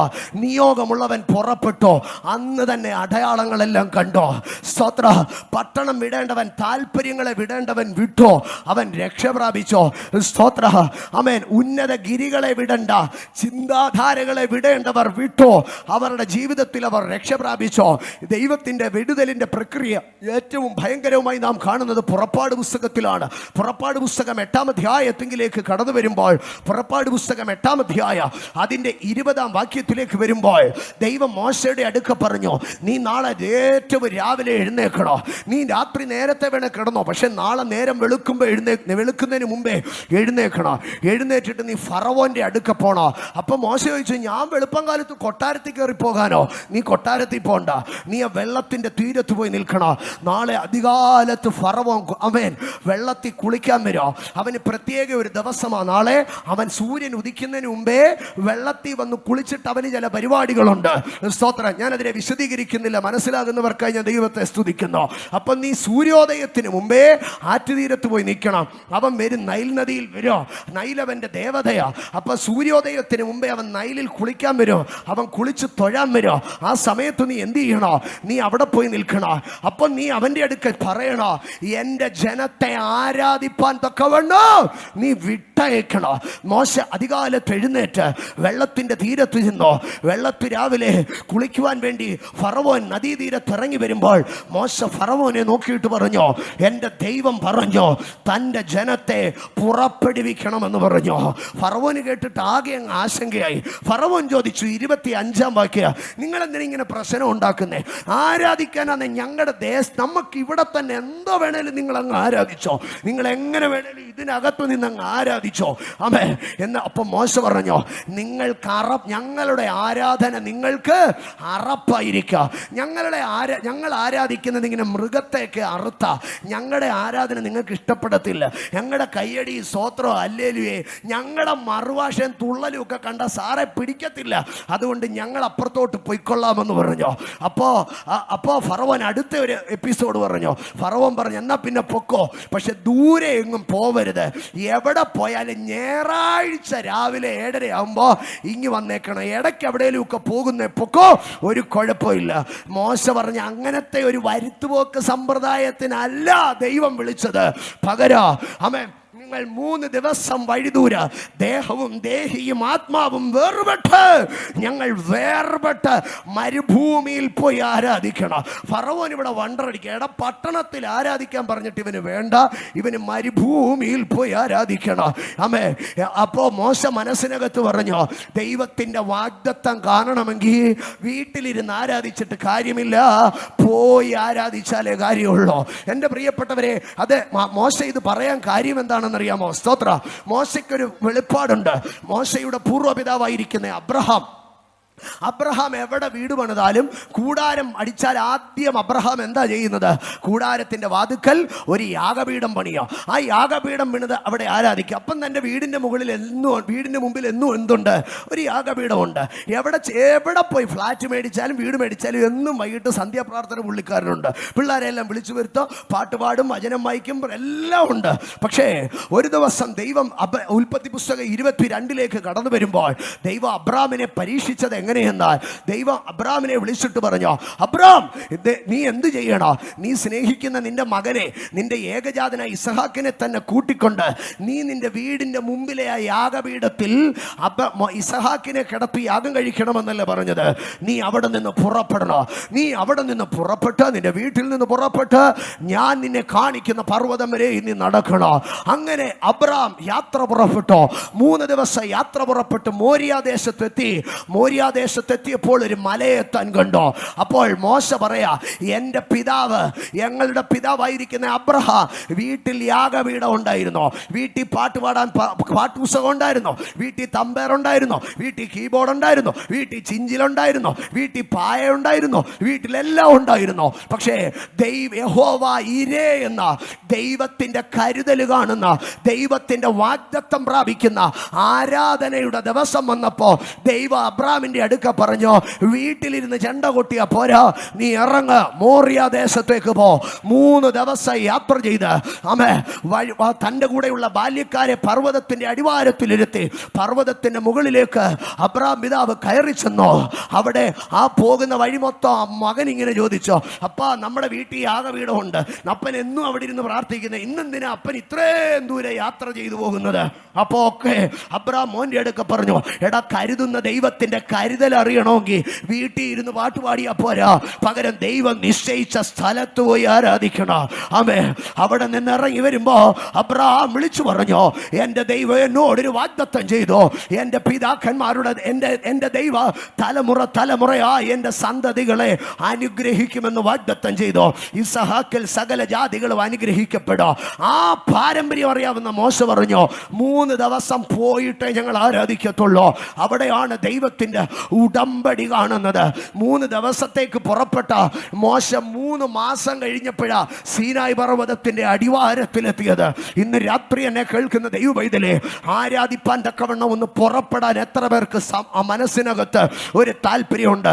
നിൽക്കുന്നിടത്ത് നിന്ന് ആരാധിക്കാനല്ല, നിൽക്കുന്നിടത്ത് നിന്നുള്ള പോലെ കൈകൊട്ടി പാട്ടുപാടി കാര്യം കഴിഞ്ഞിട്ട് പോകാനല്ല, എൻ്റെ കർത്താവിനെ ആത്മാവിലും സത്യത്തിനും ആരാധിക്കാൻ, വിടേണ്ടതിനെ വിടാൻ, കൊടുക്കേണ്ട വിലയെ കൊടുക്കാൻ, സഹിക്കേണ്ടതിനെ സഹിക്കാൻ, അപമാനത്തെ അലക്ഷ്യമായി എണ്ണാൻ പുറപ്പെടാൻ എത്ര പേർക്ക് താല്പര്യമുണ്ട്?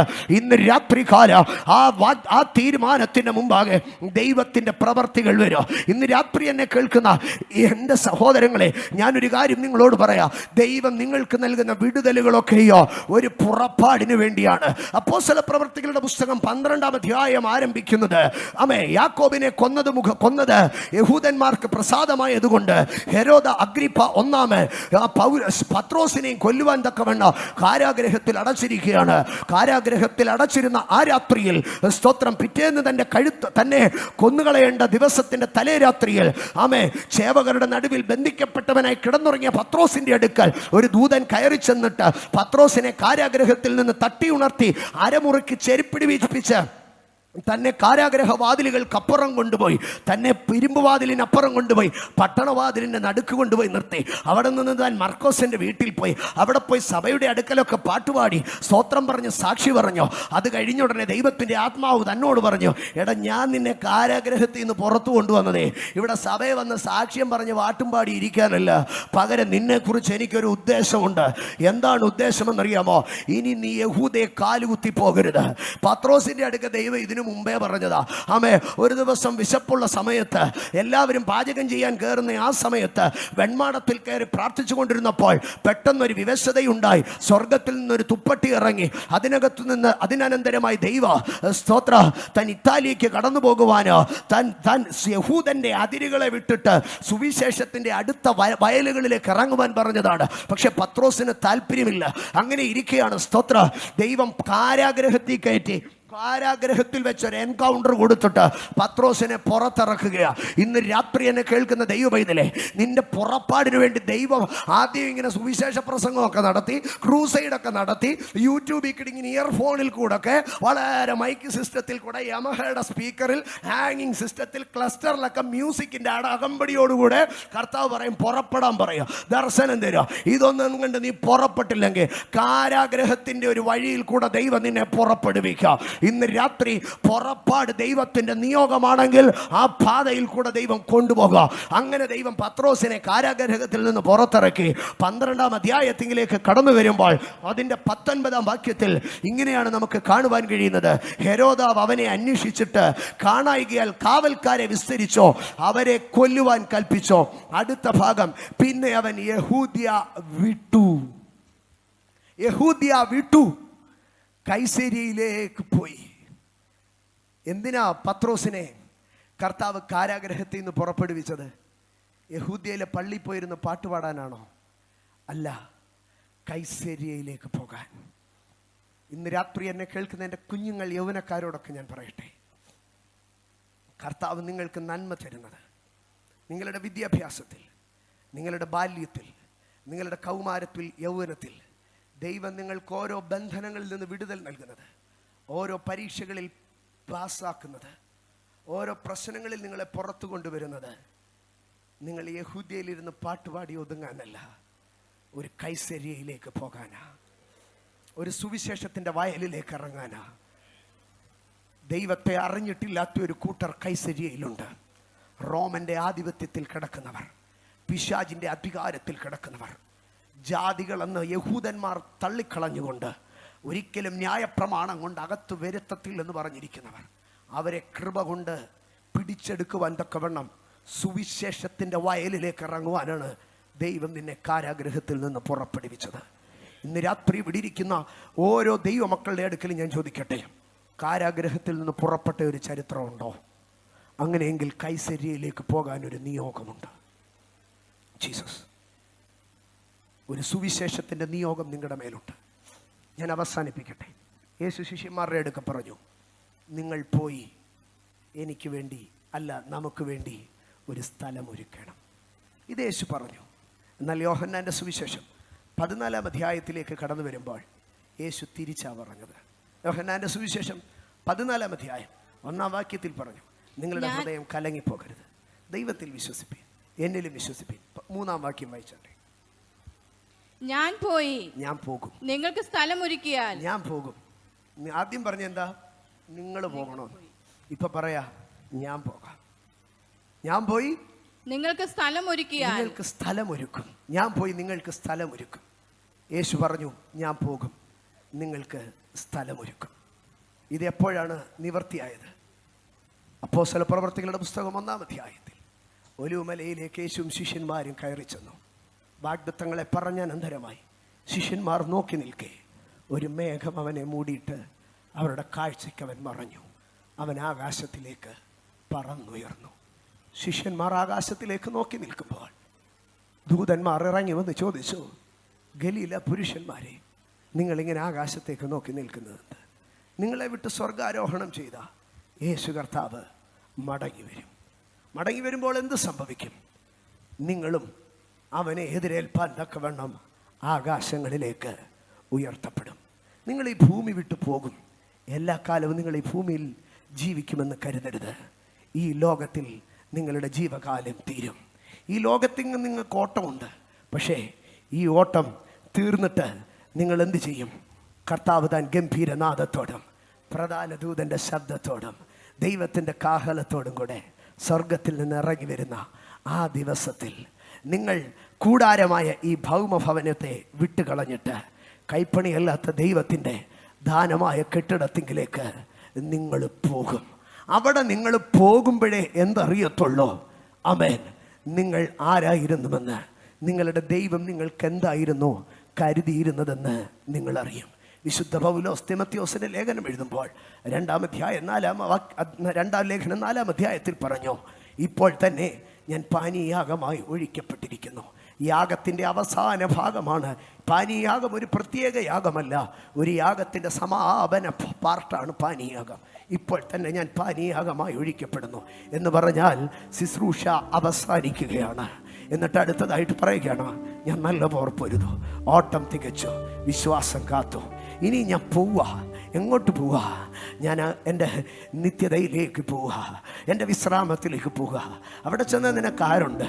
നീതിയുള്ള ന്യായാധിപതിയായ കർത്താവ് ദമസ്കോസിൻ്റെ പടിവാതിൽക്കൽ വെച്ച് സൂര്യനെ കവിയുന്ന വെളിച്ചത്താൽ എന്നെ ചുറ്റിമിന്നി എന്നെ പേർ ചൊല്ലി വിളിച്ച് ഈ മാർഗത്തിലേക്ക് കൊണ്ടുവന്ന് ശുശ്രൂഷയും നിയോഗവും ഇത്രത്തോളം എന്നെ കൊണ്ടുവന്ന കർത്താവ് അവിടെയുണ്ട്. ആ കർത്താവിൻ്റെ അടുക്കലേക്ക് ഞാൻ പോവുകയാണ്. അവിടോട്ട് ഞാൻ ചെല്ലുമ്പോൾ 1000 ദൂതന്മാരോടുകൂടെ ചേർന്ന് യേശുമിശിഹ ആ സ്വർഗവിഹായസിൽ നിൽക്കുകയാ. ഞാൻ അവിടേക്ക് ചെല്ലും. അവിടേക്ക് ചെല്ലുമ്പോൾ അവൻ എൻ്റെ മേൽ കിരീടങ്ങളെ എൻ്റെ മേൽ വയ്ക്കുക. ഞാൻ പോവുക. ഈ ഭൗമഗേഹം വിട്ട് ഞാൻ പോവുക. ഞാൻ പോവാ, ഈ കൂടാരം വിട്ടിട്ട് ഞാൻ പോവാ, ഈ ലോകത്തിലെ താൽക്കാലികമായിട്ടുള്ളതെല്ലാം വിട്ടിട്ട് ഞാൻ പോവാ. എന്നോട് കർത്താവ് പറഞ്ഞത് ഈ ലോകത്തിലെ കാറും വീടും ഒന്നുമല്ല, ഈ ലോകത്തിലെ സമ്പത്ത് സുഖമൊന്നുമല്ല, അതൊന്നും കണ്ടിട്ടല്ലെന്നേ ഞാൻ കർത്താവിനെ അനുഗമിച്ചത്. പകരം കർത്താവ് എന്നോട് പറഞ്ഞത് ദൈവശില്പിയായി നിർമ്മിച്ചത് അടിസ്ഥാനങ്ങൾ ഉള്ളതുമായ ഒരു നഗര, ഇളകുന്ന ഒരു രാജ്യത്വത്തെ കുറിച്ചല്ല, ഇളകാത്ത ഒരു രാജ്യത്വത്തെ കുറിച്ചാ. ആമേ, ഞാൻ അവിടേക്ക് പോവാ, ഞാൻ പോവാ. അമ്മേ, അവിടോട്ട് നീ പോകാൻ ഇത്ര വെമ്പൽപ്പെടുന്ന എന്താ? അവിടെ ചെന്നാലേ എൻ്റെ കർത്താവ് എനിക്ക് വേണ്ടി ഒരുക്കിയതൊക്കെ കാണാൻ പറ്റത്തുള്ളൂ. എൻ്റെ യേശുപ്പ എന്നോട് പറഞ്ഞിട്ടുണ്ട്, എനിക്ക് ശുശ്രൂഷ ചെയ്യുന്നവൻ എന്നെ അനുഗമിക്കട്ടെ, ഞാൻ ഇരിക്കുന്നിടത്ത് എൻ്റെ ശുശ്രൂഷക്കാരനും ഇരിക്കുമെന്ന്. എനിക്ക് എൻ്റെ യേശുപ്പയുടെ കൂടി ഇരിക്കണ്ടായോ? അതിന് ഞാൻ ഇവിടെ ഇരുന്നാൽ പറ്റത്തില്ല. ഇവിടെ ഞാൻ ജീവിക്കുമ്പോഴൊക്കെ ശരീരം വിട്ട് കർത്താവിനോടകന്ന് പരദേശിയാണെന്ന് എനിക്കറിയാം.